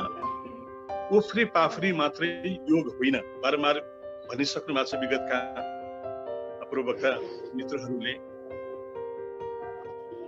अष्टाङ्ग नवाङ्गको कुरा गर्छौँ हामी, अष्टाङ्गको कुरा, नवाङ्गको कुराहरू गर्छौँ। अष्टाङ्ग मात्रै पनि कम्प्लिट हुँदैन भन्छु म रात दिन। यम, नियम, आसन, प्राणायाम, प्रत्याहार, धारणा, ध्यान, समाधि, त्यसपछि के? समाधिस्थ चेतनाको त्यसपछिको गन्तव्य के भन्ने कुरा आज म चर्चा गर्दिनँ, कुनै दिन फेरि पछि कुराकानी गरौँला। अहिले चाहिँ एउटा योगीले यम र नियमको चाहिँ महत्त्वपूर्ण रूपमा पालना गर्नुपर्छ। यममा 5वटा कुरा, नियममा 5वटा कुरा। यमको अहिंसा, अस्त्य, अपरिग्रह, सत्य र ब्रह्मचर्य, मैले धेरै व्याख्या गरिन यसलाई समयको कारणले गर्दाखेरि। सबैले जानकारी छ, यहाँ धेरै जसो योगीहरू नै हुनुहुन्छ। अहिंसा, तन मन वचनबाट कसैलाई चोट नपुर्याउनु। अस्त्य, अनाधिकृत कसैको सम्पत्ति हडप नगर्नु। अपरिग्रह, अहिंसा, अस्त्य, अपरिग्रह, आवश्यकता भन्दा बढी थुपारे नगर्नु। अनि अहिंसा, अस्त्य, अपरिग्रह, सत्य, सकेसम्म सत्य व्यवहार, सकेसम्म सत्य व्यवहार र ब्रह्मचर्य, ठुलो आचरण, अनावश्यक ऊर्जाको स्खलन नहोस्। आँखाबाट पनि चुइएका छौँ हामी, कानबाट पनि चुइएका छौँ हामी, बोलीबाट धेरै चुइन्छौँ र काम कृत्यबाट बढी चुइन्छौँ। कहाँबाट चुइएका छौँ त्यो हेरेर आफूलाई टाल्नुपर्छ। यम र नियमको पालना भनेको चाहिँ त्यो चुहावटलाई टाल्ने एउटा प्रोसेस हो, प्रक्रिया, तरिका। अनि मात्रै आसन गर्ने योग्य हुन्छ। अनि प्राणायाम, अनि प्रत्याहार, अनि धारणा, ध्यान, समाधि, अनि उपासना। हामी 9 अङ्गको कुरा गर्छौँ। योग जोड्नु हो, मिलन हो, दूध र पानीको जस्तै मिलन, चिनी र पानीको जस्तै मिलन, तेल र पानीको जस्तो आफ्नो अलग अलग अस्तित्व बोकेर मिलन चाहिँ होइन। योगको व्यापक अर्थ त मलाई कस्तो लाग्छ भने हर पल मनोयोगपूर्ण ढङ्गबाट काम गर्नु, होसपूर्वक काम गर्नु, मनलाई कुनै पनि कृत्यमा जोडेर काम गर्नु। त्यसो गर्न सकियो भने हर पल हर क्षण त्यो योगमय हुन्छ, हाम्रो योगमय नै हुन्छ हाम्रो जीवन। अब फेरि ठोस विषयमा प्रवेश गर्छु म। नेपालमा धार्मिक सहिष्णुताको लागि योग, कतिपय शब्दहरूसँग म विमति राख्छु। जस्तै धर्मनिरपेक्ष भन्ने शब्दसँग मेरो विमति छ, किन धर्म कहिले पनि निरपेक्ष हुन्छ, सम्प्रदाय निरपेक्ष हुन्छ होला। अहिले जुन जति पनि हामीले बुझेका छौँ, हिन्दू, इस्लाम, क्रिस्चियन, जैन, बुद्धिज्म, सबै सम्प्रदाय। हिन्दू त अझ सम्प्रदाय पनि होइन, जीवनको शैली हो, जीवनको शैली हो। सम्प्रदाय निरपेक्ष भनेको बेला धर्म निरपेक्ष भनेको त धर्म भनेको प्रेम, धर्म भनेको करुणा, धर्म भनेको दया। योसँग मलाई चासो छैन, मलाई मतलब छैन, म त कस्तो छु भन्नु। अन्याय हुन्छ धर्म निरपेक्ष भन्दाखेरि, शब्दकै अन्याय हुन्छ। र धर्म सम्प्रदाय बाटो हो, धर्म चाहिँ गन्तव्य हो। त्यसकारण यहाँ हामी धार्मिक सहिष्णुता भन्दा पनि साम्प्रदायिक सहिष्णुता भन्दा बढी श्रेष्ठकर हुन्छ होला भन्ने मलाई लाग्छ। जे होस्, योग सम्पूर्ण सम्प्रदायको आधार, सम्पूर्ण सम्प्रदायको आधार। शिवलाई योगको प्रथम गुरु, पतञ्जलिलाई योगको पिता, श्रीकृष्णलाई योगेश्वर र विवेकानन्दको पनि ठुलो योगदान। जिससले पहलगाउँ भन्ने ठाउँमा आएर योग सिकेको कुराहरू, अनि बुद्धले बुद्धले त योगको 7औं अङ्ग ध्यानलाई आधार बनाएको। महावीर, हेमचन्द्र जस्ता जैन योगीहरूले आफ्नै किसिमको योग प्रतिपादित गरेका छन्। पूजा पाठ, ध्यान, नमाज, वज्रासनमा बसेर जुन दुईटा हात माथि उठाएर बिस्मिल्लाहिर रहमानिर रहिम कुल हुवल्लाहु अहद अल्लाहु समद लम यलिद य लम युलद य लम यकुल कुफुवन अहद भन्दै जुन प्रार्थना गर्छौँ हामी वज्रासन, त्यो पनि योग नै हो। त्यो प्रार्थना क्रिस्चियन दाजुभाइ, विश्वासी दाजुभाइहरूले जुन प्रार्थना गर्दछन् त्यो पनि योग हो। सबै समग्र रूपेण योग हो। योग विज्ञानको पनि विज्ञान, महाविज्ञान हो। सर्वधर्म समन्वयको लागि एउटा महत्त्वपूर्ण आयाम हो योग। त्यसकारण यस किसिमको योगले सबै धर्मका मान्छेहरूलाई, सबै सम्प्रदायका मान्छेहरूलाई योग कर्मसु कौशलम, गीताले भन्छ योग कर्मसु कौशलम, योगले तपाईँको कर्ममा कुशलता प्रदान गर्दछ, अथवा योग कर्महरूमा सर्वोत्कृष्ट कर्म। तपाईँ हामी जुनसुकै सम्प्रदायमा जन्मेको भए पनि, हामी जुनसुकै सम्प्रदायमा भए पनि योगलाई हामी अवलम्बन गर्न सक्छौँ। योगलाई अवलम्बन गरेका छौँ र हरेक सम्प्रदायको मान्छेले यम र नियमलाई पालना गर्छ। यम र नियममा जुनसुकै सम्प्रदायको मान्छेले पालना गर्छ। पञ्चमहाव्रत, पञ्चमहाकर्तव्य, यसलाई पनि हरेक व्यक्तिले पालना गर्न सक्छ। हरेक सम्प्रदायको व्यक्तिले। यो हाम्रो सम्प्रदायको भन्न मिल्दैन। अहिले त हामी हेर्छौँ हरेक मैकामा पनि, मेरै आश्रममा, विश्व जागरण अभियानको आश्रममा पनि धेरै व्यक्तिहरू, क्रिस्चियनहरू पनि आउनुहुन्छ, इस्लाम दाजुभाइहरू पनि आउनुहुन्छ, योग गर्नुहुन्छ, मस्तसँग ओमकार ध्वनिको समेत उच्चारण गर्नुहुन्छ। पहिला अक्षर मान्नु, तर पछि यो त एउटा विज्ञान रहेछ, यो त प्रयोग गर्दाखेरि केही फरक पर्ने होइन रहेछ भनेर उहाँहरूले पनि त्यो ओमकार ध्वनिलाई समेत उच्चारण गर्न थाल्नु भएको छ। योगले हरेक व्यक्ति, जुनसुकै सम्प्रदायको व्यक्तिको चित्तवृत्तिलाई निरोध गर्दछ, चित्तवृत्तिलाई निरोध गर्दछ। र आज सङ्गीत दिवस पनि हो। योगसँग अघि भनिसक्नुभयो अगाडिको वक्ताहरूले, सङ्गीतसँग धेरै अनुन्यासित सम्बन्ध राख्दछ योगले। योग र सङ्गीत इन्टर रिलेटेड छ र यो आज हामी यसपाला असाध्य महत्त्वपूर्ण। र सङ्गीत भन्दैमा फेरि सङ्गीतको कुराहरू होइनन्, जस्तो पाए त्यस्तो सङ्गीतको कुराहरू होइनन्। जस्तै ग्लोमी सन्डे जस्ता सङ्गीतहरूले धेरै मान्छेहरूले आत्महत्या गरे भनेर हामी सुन्छौँ।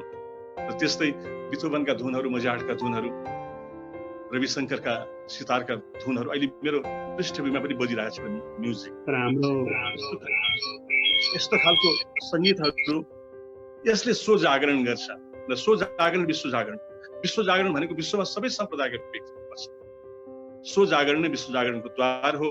त्यसकारण हामीले आजको दिनमा चाहिँ सङ्कल्प गर्नुपर्छ भन्ने मलाई लाग्छ। आजको दिनमा हामीले कुनै पनि हालतमा, at any rate, at any condition, हामी कुनै पनि हालतमा हामी योगलाई छोड्ने छैन। समय छ, फुर्सद छ भने 2 घन्टासम्म, अझ बढी, त्यति पनि फुर्सद छैन भने 1 घन्टा कमसे कम, त्यति पनि फुर्सद छैन भने आधा घन्टाको पनि प्याकेजहरू छ। र त्यो पनि फुर्सद छ भने 15 मिनटको मुख्य 3टा प्राणायाम त हामी गर्न सक्छौँ।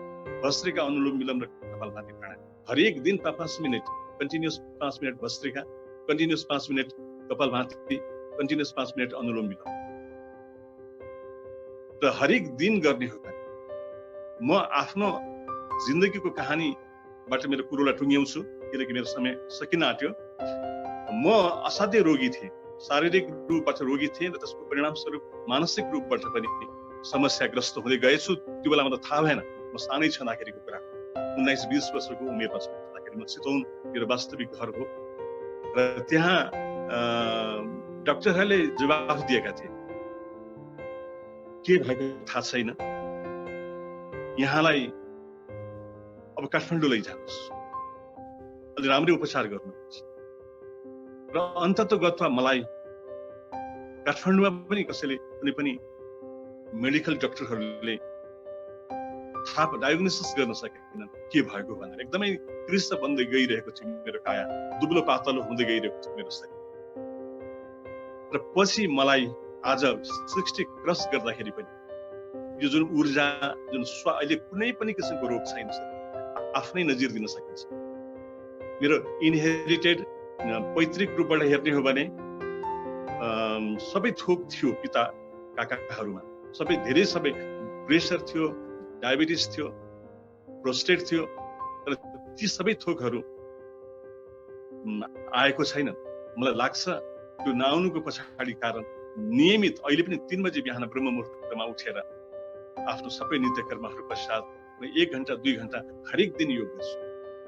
र योग मेरो आफ्नै किसिमको छ, आफ्नै प्रकारको छ। हामीले पछि गर्दै गर्दै गएपछि आफ्नै किसिमले आफ्नै ढाँचामा पनि ढाल्न सक्छौँ योगलाई। तर प्रारम्भमा त धेरै कुराहरू सिक्नु नै पर्छ। र आजको दिन हरेक व्यक्तिले मनमा नै सङ्कल्प गरौँ कि आजको दिनबाट आउँदो यो 6औं विश्व योग दिवस हो, 7औं विश्व योग दिवससम्म एक दिन पनि कहीँ जाँदा पनि कुनै पनि हालतमा म छोड्ने छैन योगलाई। कुनै पनि अवस्थामा, कुनै पनि परिवेशमा, कुनै पनि परिस्थितिमा म योग छोड्ने छैन भन्ने सङ्कल्प गरौँ। त्यो सङ्कल्पले 1 वर्षभित्रमा यहाँलाई, मेरो अनुभूतिले भन्दछ, यहाँलाई भौतिक रूपबाट र आध्यात्मिक रूपबाट, शारीरिक रूपबाट र मानसिक रूपबाट हरेक दृष्टिकोणबाट सक्षम, सबल र उन्नयन गर्ने, उँचो उठाउने अद्भुत एउटा आन्तरिक शक्तिको जागरण र जिन्दगी सार्थकतातिर लाग्छ। अन्यथा अघि पूर्ववक्ता साथीहरूले भनिसक्नु भयो, हामीले आफैले प्रयोग गरेनौँ भन्दै हामीले कुरो मात्रै गर्यौँ भने बुद्धले एउटा गुनासो गर्नु भएको छ, सुनै नहोई सुनै सबक होइ, बदै नहोई बदै सबक होइ, कियै होइ कियै नहोई। सुनेर मात्र हुँदैन, सुन्ने मात्रै कुरा गर्छौँ हामी। 2 घण्टा बितिसक्यो हाम्रो, अनि बोलेर मात्र हुँदैन, बोल्ने मात्रै काम गर्छौँ हामी, प्रवचन मात्रै गर्छौँ। कियै होइ गरेपछि हुन्थ्यो, कियै नहोई गर्दैनन्, कोही गर्ने काम चाहिँ गर्दैन, प्र्याक्टिकल जीवनमा उतार्ने काम चाहिँ गर्दैन। त्यसकारण बुद्धको यो गुनासोलाई हृदयङ्गम गर्दै, आत्मस्थ गर्दै, आत्मामा राख्दै भोलिदेखि नै हामीले सङ्कल्प गरौँ, हृदयमा एउटा सङ्कल्प राखौँ कि म कुनै पनि हालतमा at any rate, at any condition म चाहिँ योगलाई छोड्ने छैन। जीवनमा सबै थोक जे छुट्छ छुटोस्, तर योग चाहिँ मेरो जिन्दगीबाट नछुटोस् भन्ने सङ्कल्प गरौँ र जीवन एउटा व्यवस्थित शैलीमा बाँच्छौँ। अनि यस्ता कोरोना सोरोना कुनै पनि किसिमको त्रास आदि इत्यादिले हरेक सम्प्रदायको व्यक्तिलाई म सम्बोधन गर्दैछु। अहिले यहाँ त फेरि जसो हिन्दूहरू नै हुनुहुन्छ होला, हरेक सम्प्रदायको व्यक्तिलाई टपिक्स नै त्यस्तो परेको हुनाले धार्मिक सहिष्णुताको लागि योग नै एकमात्र आधार हो। हस्त प्रणाम, धन्यवाद। 15 मिनट सके। धन्यवाद, नमस्कार, यहाँलाई धेरै धेरै धन्यवाद। हामी लघु प्रवचनमा छौँ र अन्तिम चरणमा हामी पुगेका छौँ। हामीसँग एकजना महत्त्वपूर्ण व्यक्तित्व हुनुहुन्छ, म उहाँलाई आमन्त्रण गर्न चाहन्छु यो कार्यक्रममा। डाक्टर हरिप्रसाद पोखरेलज्यू, उहाँ नेपालको वरिष्ठ योग तथा प्राकृतिक चिकित्सक हुनुहुन्छ। नेपाल संस्कृत विश्वविद्यालयमा योग र प्राकृतिक चिकित्सा विषयक समितिका सह प्राध्यापक एवं अध्यक्ष पनि हुनुहुन्छ। उहाँ आध्यात्मिक गुरुका साथै यो मन सानगी मिसन नेपालका संस्थापक समेत हुनुहुन्छ। उहाँलाई आजको कार्यक्रममा खास गरी नेपालको चिकित्सा विज्ञानमा योगको महत्त्व भन्ने विषय दिएको छ र आफ्ना विषयमा आफ्ना महत्त्वपूर्ण भनाइ राखिदिनु हुनका लागि म हार्दिक अनुरोध गर्दछु।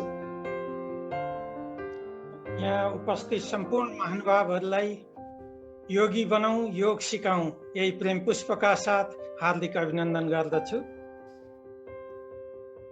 आज अन्तर्राष्ट्रिय योग दिवसको यो विशेष कार्यक्रममा उपस्थित हुनुभएका वक्ताका रूपमा, श्रोताका रूपमा, प्रेमीका रूपमा, जुन रूपमा उपस्थित भए पनि उपस्थित हुनुभएका सम्पूर्ण महानुभावप्रति हार्दिकता व्यक्त गर्छु। यस पटक पहिलो पटक 5 वर्षसम्म संयुक्त राष्ट्र सङ्घले कुनै आदर्श वाक्य तय गरेको थिएन। यो पहिलो पटक घरैमा योग, परिवारका साथ योग भन्ने आदर्श वाक्यका साथ यस वर्षको अन्तर्राष्ट्रिय योग दिवस संसारभरि मनाइरहेको छ। यो क्रममा नेपालमा चिकित्सामा योगको कस्तो सम्बन्ध हुन सक्छ भन्ने कुरामा मलाई विषय दिनुभएकोमा म थोरै केही कुरा अगाडिका राखेर म यतातिर प्रवेश गर्छु। नेपाल योगको जन्म र विकास भूमि हो। नेपालको वर्तमान भूगोलमा योगको जन्म र विकास भयो र उत्तरमा चीन र दक्षिणमा भारत हुँदै दक्षिण एसिया भएर विश्वभरि फैलियो। नेपालका 3 जीवन्त सभ्यताहरू शिव सभ्यता, जनक सभ्यता र बुद्ध सभ्यता योगको आधारशिलामा विकसित भएका सभ्यताहरू हुन् र तिनै 3 सभ्यताहरूले नै विश्वमा सबैभन्दा धेरै योगको खोज, अन्वेषण र सामाजिकरण गर्ने कार्यहरू गरे। यसैले पनि हामी नेपालीहरू यसमा गौरव मान्नु पर्नेछ। र त्यति मात्रै नभएर फेरि यहाँ अनेक ऋषि महर्षिहरू कपिलदेखि गोरखसम्म सबैले योगको त्यो जीवन्त विज्ञानलाई पुनर्जागृत गर्दै जानुभयो, विकसित गर्दै जानुभयो। त्यो योगको विज्ञान, योगको कला संस्कृतिलाई हामीले मूल रूपमा 3 खण्डमा हेर्न सक्छौँ। आदिकाल जति बेला योगले विकास पायो त्यो समयमा योग सबैका लागि, सधैँका लागि भनेर बुझिन्थ्यो। यो सबभन्दा कालजयी चिन्तन थियो। फेरि मध्यकालमा आइपुग्दा हामीले के बुझ्यौँ भन्दा योग दारी कपाल पालेका, रूप रङ्गका लुगा लगाएका, समाजबाट अलि भिन्न बस्ने जङ्गलवासीहरू, गुफावासीहरू या यस्तै साधकहरूका लागि मात्र हो भनेर बुझ्न थालियो र समाजको ठुलो कित्ता योगको जीवन्त कला संस्कृति र विज्ञानबाट टाढिँदै गयो। र अझ भनियो भने लोकशैलीमा, हाम्रो लोकशैलीमा अरूका छोराछोरीहरू जोगी हुँदा हामीले फलफुल बोकेर गयौँ, हाम्रा छोराछोरीहरू जोगी हुने मनसाय प्रकट गरे भने लट्ठी बोकेर तम्सियौँ। हामीले समाजभन्दा भिन्न हो योगको अभियान, योगको अभ्यास भनेर बुझ्न थाल्यौँ। फेरि अहिले हामी बाँचेको युगमा फेरि योगको अर्को परिभाषा हाम्रा अगाडि आयो। यताका 20-25 वर्षमा मूलत त्यो के हो भन्दा योगा सिस्टम अफ मेडिसिन, यो एउटा औषधि शास्त्र हो, यो एउटा रोग निरोग र स्वास्थ्यको कडी हो भनेर बुझ्न थालियो। र यो बुझाइले के गर्यो भन्दाखेरि योग कसले गर्ने त भन्दा जो रोगी छ त्यसैले गर्ने। त्यसैले अहिले हामी विभिन्न चौरहरूमा, विभिन्न पार्टी प्यालेसहरूमा या विभिन्न केन्द्रहरूमा योग गर्नेहरूको ठुलो हुल देख्छौँ। त्यो हुलमा यदि यहाँहरूले पनि एउटा कुनै फारम बनाएर भर्नुभयो भने मलाई लाग्छ 95% त्यो योगका अभ्यासीहरू म डायबिटिज भएर आएको, म उच्च रक्तचाप भएर आएको, म दम भएर आएको, म मोटोपन भएर आएको या यिनै कुराहरू मात्रै गरेको पाइन्छ। यसले के सङ्केत गरिरहेको छ भने वर्तमान योगको जुन विश्वव्यापीकरण भइरहेको छ, यो विश्वव्यापीकरण स्वस्थकर दीर्घ जीवनको खोजमा भएको छ र यो खोजलाई अब आउने दिनमा अझ प्रबल रूपमा यो अगाडि बढेर जानेछ।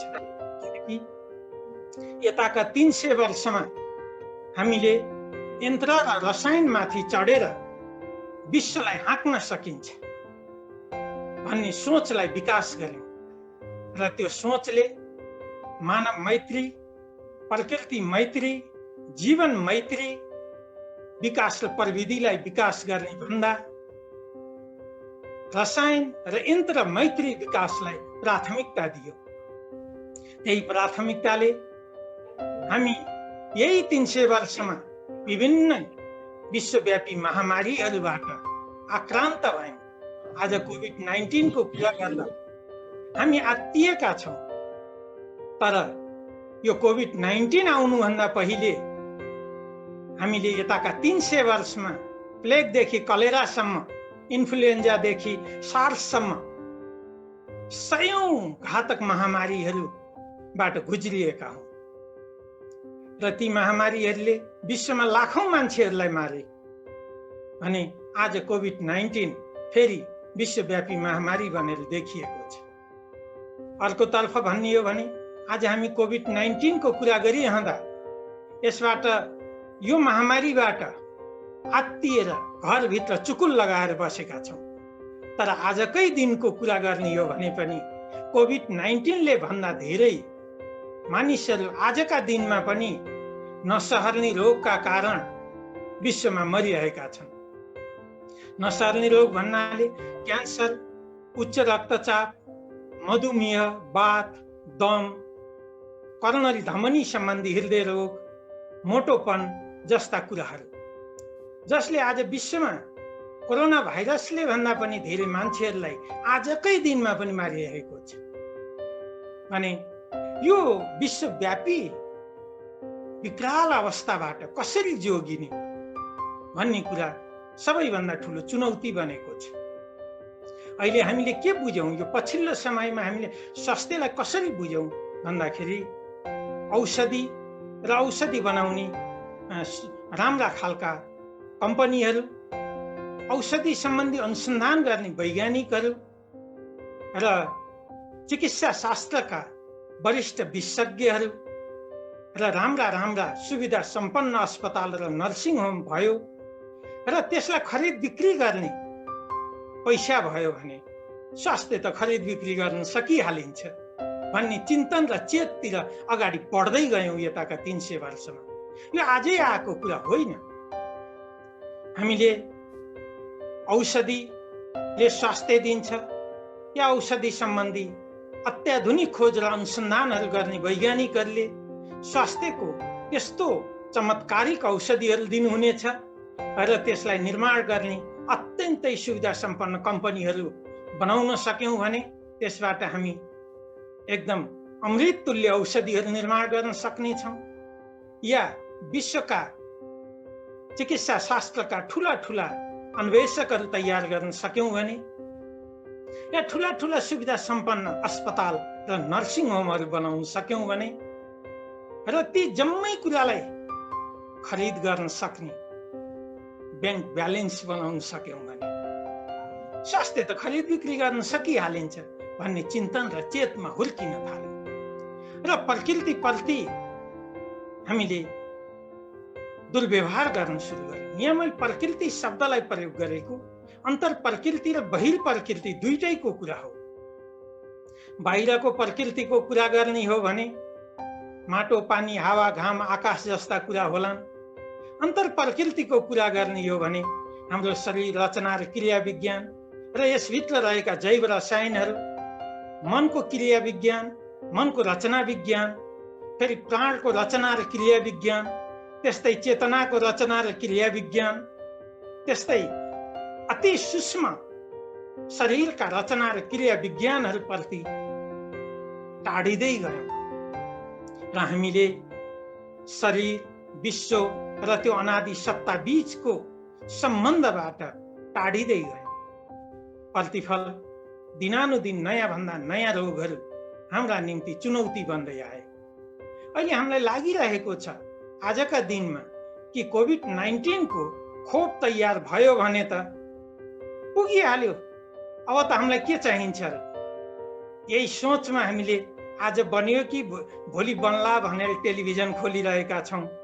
फेसबुकमा कसैले नयाँ अपलोड गरिहाल्यो कि खोपको बारेमा भनेर त्यता पनि ध्यान लगाइरहेका छौँ, रेडियो खोलिरहेका छौँ।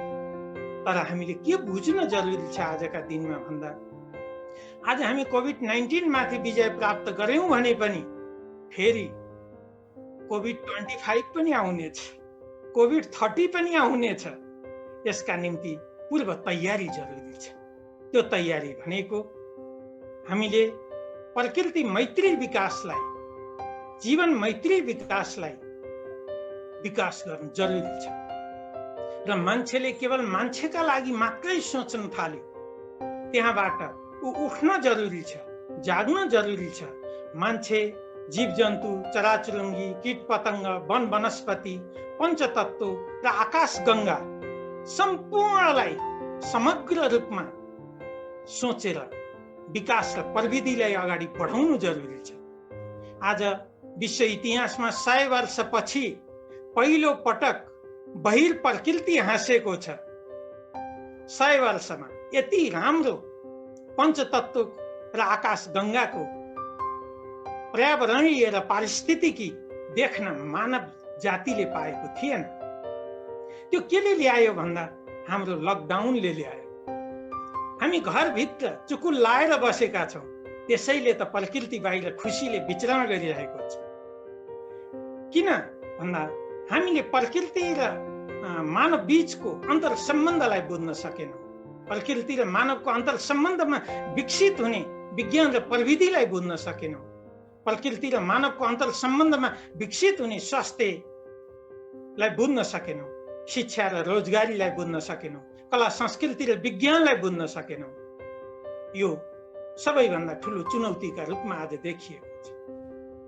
यो चुनौतीलाई हामीले विभिन्न कोणबाट हेर्न अब जरुरी छ। धेरै पूर्ववक्ता मेरा मित्रहरूले भनिसक्नु भएको छ, कोभिड-19 एउटा त्यस्तो ब्रिज टाइम भएको छ। अहिले कोभिड-19 भन्दा अगाडि र पछाडि भनेर मानिसहरूले भोलिका दिनमा भन्ने छन् भनेर उहाँहरूले भनिरहँदा मैले अरू थुप्रै कोभिडहरू देखिरहेको छु भविष्यमा।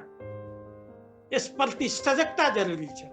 कोभिड-19 अन्तिम माइलस्टोन होइन, तर यसलाई अन्तिम माइलस्टोन बनाउन सकिन्छ यदि मान्छेले त्यो चेतना चिन्तनलाई विकास गर्न सक्यो भने, यदि मान्छेले प्रकृति मैत्री विकासको अवधारणालाई विश्वमा स्थापित गर्न सक्यो भने, अन्तर प्रकृति र बहिर प्रकृति, यदि यो कुरालाई हामीले बुझ्न सकेनौँ भने फेरि हाम्रा सबै खोजहरू बेकार हुनेछ। अहिले एउटा सानो कुरा गरौँ, स्वास्थ्यकै कुरा गरिरहँदा 1.5 वर्ष 2 वर्ष अगाडि विश्व स्वास्थ्य संगठनले एउटा अनुसन्धान पत्र बाहिर ल्याएको थियो।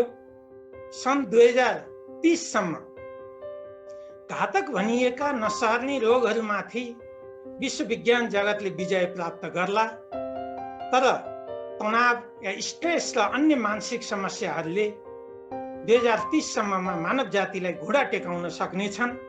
त्यसैले आजबाट तयारी जरुरत छ भनेर भनेको थियो। तर फेरि त्यही विश्व स्वास्थ्य संगठनले यही हप्तामा अर्को एउटा रिपोर्ट प्रस्तुत गरेको छ। 2030 सम्ममा जुन किसिमको मानसिक समस्याको विकरालता मानव बीच आउँछ भनेर भनिएको कुरा अब 2020 डिसेम्बरमै आउँछ भन्ने कुरा देखिसकेको छ। यही वर्षको डिसेम्बरसम्ममा एउटा मानसिक समस्याले विकराल स्वरूप लिनेछ भनेर देखिएको छ। यसका पछि यो कोभिड-19 ले ल्याएका विभिन्न किसिमका अहिले नदेखिएका र नजिक देखिन तयार भएर बसेका मनोसामाजिक समस्याहरू, मनोशारीरिक समस्याहरू, मनोव्यावसायिक समस्याहरू, मनोराजनैतिक समस्याहरू, मनोचिकित्सकीय समस्याहरू, मनोवैज्ञानिक समस्याहरू र यस्ता थुप्रै समस्याहरूको दलदलमा अब विश्व फस्दैछ। यो बेलामा अब फेरि जागरण चाहिएको छ। अब मानिसहरूलाई कसरी त्यस्तो खुसी पैदा गर्ने, मानिसहरूलाई फेरि त्यो हामी समत्व बोधका कुराहरू त गर्छौँ, कर्मकुशलताका कुराहरू त गर्छौँ, तर दार्शनिक कुरा गरेर जीवन समुन्नत हुन सक्दैन। तर समुन्नतिको सपना देख्न सकिन्छ। तर समुन्नत बनाउनका निम्ति जीवन्त अभ्यासको जरुरत हुन्छ। त्यो जीवन्त अभ्यास के हो त? हामीले कुनै शास्त्रीय कुरा गरेर या प्रवचन सुनाएर अब पुग्दैन। अब मानिसलाई साना भन्दा साना कुराबाट रूपान्तरणको कला संस्कृति र विज्ञान सिकाउन जरुरी छ। यसैले अब आउने दिन मानसिक समस्याको विकराल स्वरूपबाट पनि गुज्रिनेछ। यो बेलामा कम से कम पहिलो पटक मानिसहरूलाई खुसी, त्यो विषम परिस्थितिमा पनि खुसीका साथ फेरि जीवनलाई अगाडि समुन्नत बनाएर जाने, जीवनलाई फेरि अगाडि राम्रो बनाएर जाने दिशामा काम गर्न जरुरी छ। र त्यो खुसी पैदा गर्नका निम्ति हामीले योगलाई प्रयोग गर्न सक्छौँ। योगका आसन, प्राणायाम, ध्यानका विभिन्न विधिहरूको प्रयोग गरेर वनस्पतिजन्य भोजनहरूलाई आफ्नो मुख्य खानेकुरा बनाएर, मैले यहाँ वनस्पतिजन्य भोजन किन भने भन्दा मानसिक तनाव र अन्य शारीरिक स्वास्थ्यको मुख्य 3टा सबभन्दा ठुला हाम्रा भोजनका विकृत संस्कृतिहरू छन्। अब यसलाई संस्कृति भनौँ या विकृति भनौँ। एउटा, हामीले प्राणीजन्य भोजनलाई आफ्नो भोजनको आधारशिला बनायौँ। अर्को, रक्सी, जहाँ रक्सी जस्ता कुराहरूलाई जीवनको अभिन्न अङ्ग बनायौँ। अर्को, चुरोट, तम्बाखु र अन्य धुम्रपानहरूलाई जीवनको अभिन्न अङ्ग बनायौँ। यी 3टा कुराहरूले विश्वलाई भोकमरीतिर लैजाँदैछन्, विश्वको पर्यावरण र पारिस्थितिकीलाई बिगार्दैछन्, विश्वको शारीरिक, मानसिक र स्वास्थ्यका साथ चैतन्य बोधबाट मान्छेलाई टाढा लैजाँदैछ। विश्वको पिउने पानीको 70% भन्दा बढी पिउने पानी एनिमल फुड उत्पादनका लागि खर्च हुन्छ, प्राणीजन्य भोजन उत्पादनका लागि खर्च हुन्छ। एक वर्ष उत्पादन भएको अन्नले 3 देखि 4 वर्षलाई खान पुग्छ भन्ने कुरा देखिएको छ। भने यही प्राणीजन्य भोजन प्राप्त गर्नका निम्ति हामीले खर्च गरेको अन्नले र त्यही जाँड रक्सी बनाउन खर्च गरेको अन्न र फलफुलले विश्वमा भुखमरी र पोषणहीनताको अवस्था आएको छ। विश्वमा कोही पनि भुखमरीले मर्दैछ भने या पोषणहीनताले मर्दैछ भने चुरोट, सुर्ती जन्य पदार्थका प्रयोग गर्नेहरू, जाँड रक्सीको प्रयोग गर्नेहरू र माछा मासु र अन्य प्राणीजन्य भोजन प्रयोग गर्ने मानिसहरूको अदूरदर्शी दृष्टिकोणले हो भन्ने कुरा हामीले बिर्सनुहुन्न। भने यदि हामीले वनस्पतिजन्य भोजनलाई विस्तार गर्यौँ भने प्रकृति र पर्यावरण पनि राम्रो हुन्छ, संसार हरियालीले भरिन्छ, फुल बिरुवाहरूले भरिन्छ र स्वस्थकर भोजन र जडीबुटी प्राप्त हुन सक्छ।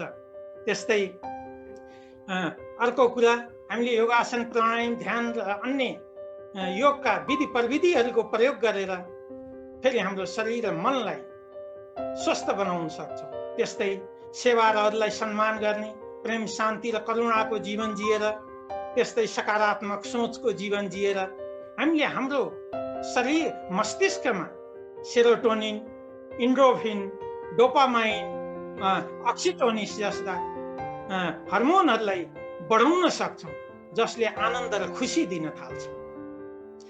हाम्रा खानपान र रहनसहनहरूले हाम्रा ट्रान्समिटरहरू र न्युरोनहरूलाई परिवर्तन गर्न सक्छौँ र त्यसको काम गर्ने तौर तरिका र शैलीलाई बदल्न सक्छौँ, जसले गर्दाखेरि यो विषम परिस्थितिमा पनि समता बोधका साथ अगाडि जान सक्छौँ। हाम्रो शरीर र मनलाई, शरीर र मनको रचना र क्रिया विज्ञानलाई, हाम्रो प्राण चेतनाको रचना र क्रिया विज्ञानलाई, हाम्रो अन्तर प्रकृतिको रचना र क्रिया विज्ञानलाई यदि हामी ठिकसँग बुझेर त्यसलाई रूपान्तरण गर्न सक्यौँ भने हामीले यस्ता विषम अवस्थाबाट समता बोधका साथ उठ्न सक्छौँ। नत्र हामीले कुन ग्रन्थमा समत्व बोधको बारेमा बताएको छ भनेर मात्रै त्यो बोधको अनुभूति हुन सक्दैन। त्यसैले अब हामी साना साना कुराहरूबाट समाज रूपान्तरणका लागि काम गर्नु परेको छ र यही रूपान्तरणका लागि अब विश्वव्यापी रूपमा योगलाई चिकित्साको मूल प्रभावमा लिएर आइएको अवस्था अहिले हो। यो कुरालाई नेपाल र दक्षिण एसियाका देशहरू मात्रै होइन, अहिले विश्वभरिका देशहरूले लाइफस्टाइल मेडिसिनका रूपमा योग, जडीबुटी, खानपान, मनोपरामर्श जस्ता विषयहरूलाई जीवन पद्धतिको अभिन्न अङ्ग बनाएर विश्वका ठुला अस्पतालहरूमा अब लाइफस्टाइल क्लिनिकहरू, वेलनेस क्लिनिकहरू सुरु गर्न थालेको बेलामा अब हामीले सोच्नुपर्ने बेला आएको छ। अब समय छैन मसँग, मलाई दिएको समय समाप्त भइसकेको छ। अन्तिममा मैले एउटा कुरा गरेर समापन गर्न चाहन्छु कि अब आज बिहान मात्रै मैले हेरेको थिएँ छिमेकी देश चीनमा आजका दिनमा 1 लाख भन्दा बढी योग शिक्षक हुनुहुन्छ भनेर पढेको थिएँ। विश्वभरि योग शिक्षकहरूको माग तीव्र गतिमा बढेको छ। अब नेपालले, मैले बिहान पनि भनेको छु, संयोगले आज यति बेलासम्म करिब 14.5 घण्टा यही ल्यापटपका अगाडि बस्नुपर्ने सामाजिक बाध्यता भनौँ या चाहिँ जुम योग गर्न परेको छ। यो बेलामा मैले यो कुरा पटक पटक राखेको छु, नेपालमा अब योग शिक्षाले एउटा स्वरूप लिइरहेको छ। अब हामीले विश्व बजारमा नेपाली योग शिक्षकहरूलाई लैजान सक्छौँ। अब हामी सबैले जो जहाँ जहाँ हुनुहुन्छ, हाम्रा विश्वविद्यालयहरूमा, हाम्रा विद्यालयहरूमा, हाम्रा कलेजहरूमा योग शिक्षालाई मुख्य रूपमा पढाउने शैक्षिक विधाका रूपमा विकास गरौँ र ठुलो सङ्ख्यामा नेपाली युवाहरू खाडी मुलुकहरूमा पठाएर 30-40 हजार रुपियाँ कमाउने र वर्षमा 1000-1100 बन्द बाकसहरू भित्राउने परम्परालाई छोडौँ र योग शिक्षक बनाएर विश्व बजारमा पठाउँ। यसले दुईटा अत्यन्तै ठुला काम गर्नेछ। एउटा कुरा त आजका दिनमा मेरै विद्यार्थीहरूलाई मैले विद्यार्थी भन्दा पनि साथी भन्न मन पराउँछु। मेरा साथीहरू 1 लाखदेखि 5 लाखसम्म प्रति महिना कमाउनुहुन्छ योग शिक्षक भएर विश्व बजारमा। भने आर्थिक रूपमा पनि यो अत्यन्तै महत्त्वपूर्ण छ। अर्को कुरा सम्मानको जीवन जिउनुहुन्छ त्यहाँ गएर, त्यो पनि अर्को महत्त्वपूर्ण कुरा छ। अर्को योगको जन्म र विकास गर्ने यो मुलुक नेपाललाई विश्वभरि चिनाउन र सगरमाथाका कारणले एउटा भूगोलको दृष्टिले मात्रै यो विश्वमा अग्लो छैन, यो कला संस्कृति र विज्ञानका कारणले, चैतन्य र बोधका कारणले पनि त्यत्तिकै विश्वमा अग्लो छ भन्ने कुरालाई विश्व पहिचानका रूपमा स्थापित गर्न हामीले योग शिक्षालाई नेपालबाट विश्व अभियानका रूपमा अगाडि लैजान जरुरत छ। नेपालमा पनि अहिले योग चिकित्सालाई प्राकृतिक चिकित्सासँग जोडेर यो विश्वभरि योग र प्राकृतिक चिकित्सा अभिन्न विधाका रूपमा पढाइ नै हुन्छ। यसमा स्नातकोत्तरदेखि एमडीसम्मको पढाइ, BNYS, MD जस्ता डिग्रीहरूको पढाइ हुन्छ योग र प्राकृतिक चिकित्सामा। त्यसबाट पढेर आएको जनशक्तिहरूले नेपालमा थुप्रै सानादेखि ठुलासम्म 2-4 आनाकामा बनेका अस्पतालदेखि 20-30 बिघामा बनेका अस्पतालसम्म सामुदायिक तहमा निर्माण र सञ्चालन गरेको वर्तमान अवस्थामा हामीले योगलाई अब मूल प्रवाहका रूपमा अगाडि लगेका छौँ। र यति मात्र नभएर आधुनिक चिकित्साका वरिष्ठ चिकित्सकहरूले समेत योगलाई मूल प्रवाहका साथमा यसलाई जोडेर लगेको अहिलेको अवस्थामा हामीले योग चिकित्सालाई एउटा विश्व चिकित्साका रूपमा पनि स्थापित गर्न सक्छौँ भन्ने कुरा मैले यहाँ राखेँ। मलाई दिएको विषय यही नै थियो र मैले यो दिएको विषयलाई न्याय त गरेँ, समयलाई थोरै न्याय गरिन होला। मलाई आयोजकहरूले अन्तिममा राखेको यो कारणले पनि हो भनेर मलाई पूर्व सङ्केत पनि थियो। मलाई अलिकति पछाडि सर्ने अनुमति छ पनि भन्नुभएको थियो र पनि मैले यो समयको पाबन्दीलाई उच्च सम्मान गर्दै पुनः योगी बनाऊँ, योग सिकाऊँ, जीवन र जगतको त्रिवेणी तीर्थबाट जागौँ, जीवन र जगतको रक्षाका निम्ति प्रकृतिमा फर्कौँ। यही प्रेम पुष्पका साथ यहाँ उपस्थित सम्पूर्ण महानुभावहरूलाई यो अन्तर्राष्ट्रिय योग दिवसको पावन अवसरमा हृदय प्रान्त हार्दिक अभिनन्दन गर्दछु। धन्यवाद।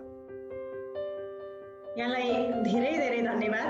मैले मन्त्रमुग्ध भएर सुनिराखेकी थिएँ, त्यसकारणले मैले समय कतिको भयो भनेर पनि हेरिनँ। वास्तवमा असाध्यै महत्त्वपूर्ण विषयहरू यहाँ उठे र योगको महत्त्वका बारेमा सबैजनाले महत्त्वपूर्ण कुराहरू राख्नुभएको छ। हामीलाई थाहा छ यहाँहरूसँग अथाह ज्ञानको भण्डार छ र त्यसका लागि हामीले निर्धारित गरेको समय उपयुक्त थिएन, छोटो थियो, त्यो हामी बुझ्छौँ। तर पनि आज एउटै फोरममा, किन भन्दा हामी सबै एउटै अभियानमा छौँ, एउटै कुरा हामी समाजलाई दिन चाहन्छौँ, समाजलाई जोड्न चाहन्छौँ, समाजलाई योगको महत्त्वको विषयमा बुझाउन चाहन्छौँ। खास गरी समाज र मान्छेको जीवनशैली परिवर्तन गर्नका लागि, मान्छेको आहार विहार परिवर्तन गरेर स्वस्थ मान्छे बनाउनका लागि, मानसिक रूपले शान्त मान्छे बनाउनका लागि हामी त्यो अभियानमा लागिराखेका छौँ र समाजलाई जोड्ने एउटा अभियानमा छौँ भने किन एउटै साझा मञ्चमा भेला भएर त्यो कुरा नगर्ने भन्ने अर्थमा आजको यो कार्यक्रम राखिएको हो र विभिन्न क्षेत्रका विशिष्ट व्यक्तित्वहरूलाई आमन्त्रण गरिएको हो।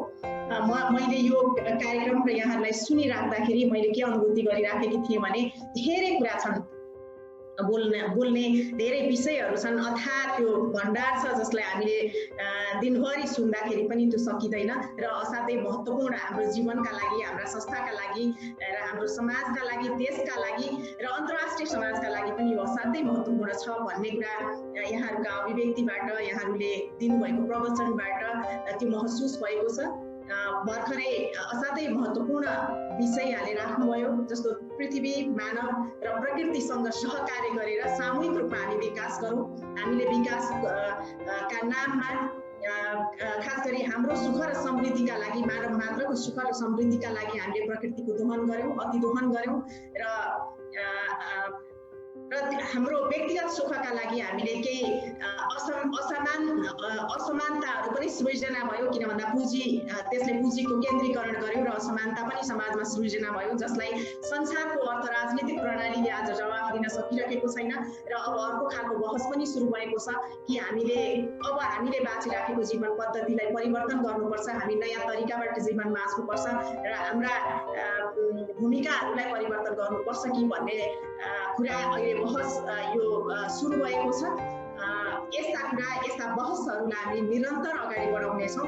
मलाई लाग्छ यो कार्यक्रमबाट सबैभन्दा धेरै लाभान्वित म भएँ, किन भन्दा म आफूलाई चाहिँ यो क्षेत्रमा प्राथमिक कक्षाको विद्यार्थी ठान्छु र मलाई हाम्रो आदरणीय विनोद पुरुषजीले यो कार्यक्रममा हामी एउटा कार्यक्रम गर्दैछौँ योग दिवसको दिनमा, यो कार्यक्रमको सहजीकरण गरिदिनु पर्यो भनेर मलाई भन्नुभयो। मैले यसो नाम हेरेँ, वास्तवमा यहाँहरूसँगको सत्सङ्गले मेरो जीवन पनि रूपान्तरित हुन सक्छ भन्ने विश्वासका कारणले आजको कार्यक्रममा म पनि यो जोडिने मौका पाएकी हुँ र म विशेष गरी विनोदजीलाई धेरै धेरै धन्यवाद दिन चाहन्छु, आभार व्यक्त गर्न चाहन्छु। आयोजक संस्था जसले यो विषय छनौट गर्नुभयो, व्यक्ति छनौट गर्नुभयो र यो कार्यक्रमको आयोजना गर्नुभयो, यो कार्यक्रम असाध्यै महत्त्वपूर्ण छ र यो कार्यक्रम संसारभरिबाट लाइभमा हेरिराख्नु भएको छ। अमेरिकाबाट नेप्लिजले यसलाई लाइभ गरेको छ, हामी आफ्ना फेसबुक पेजहरूमा पनि यसलाई लाइभ गरेका छौँ र हामी चाहन्छौँ यहाँ उठेका सकारात्मक कुरा हामी सबैको जीवनका लागि महत्त्वपूर्ण कुरा हुन्, हाम्रो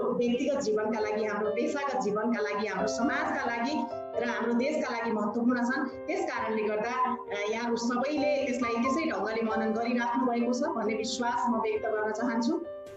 र आजको दिनमा वास्तवमा आजको विश्वमा कोभिड भन्दा अगाडि पनि हामी एउटा दौडमा छौँ। हामी केका लागि दौडिराखेका छौँ भन्ने पनि नबुझिकन हामी दौडिराखेका छौँ। हामीले केही खोजिराखेका छौँ, तर के खोजिराखेका छौँ भन्ने पनि नथाहा पाइकन खोजिराखेका छौँ र हामी केका लागि, कहाँ पुग्नका लागि दौडेका छौँ, हामी के पाउनका लागि हामी खोजिराखेका छौँ भन्ने कुरा बुझौँ।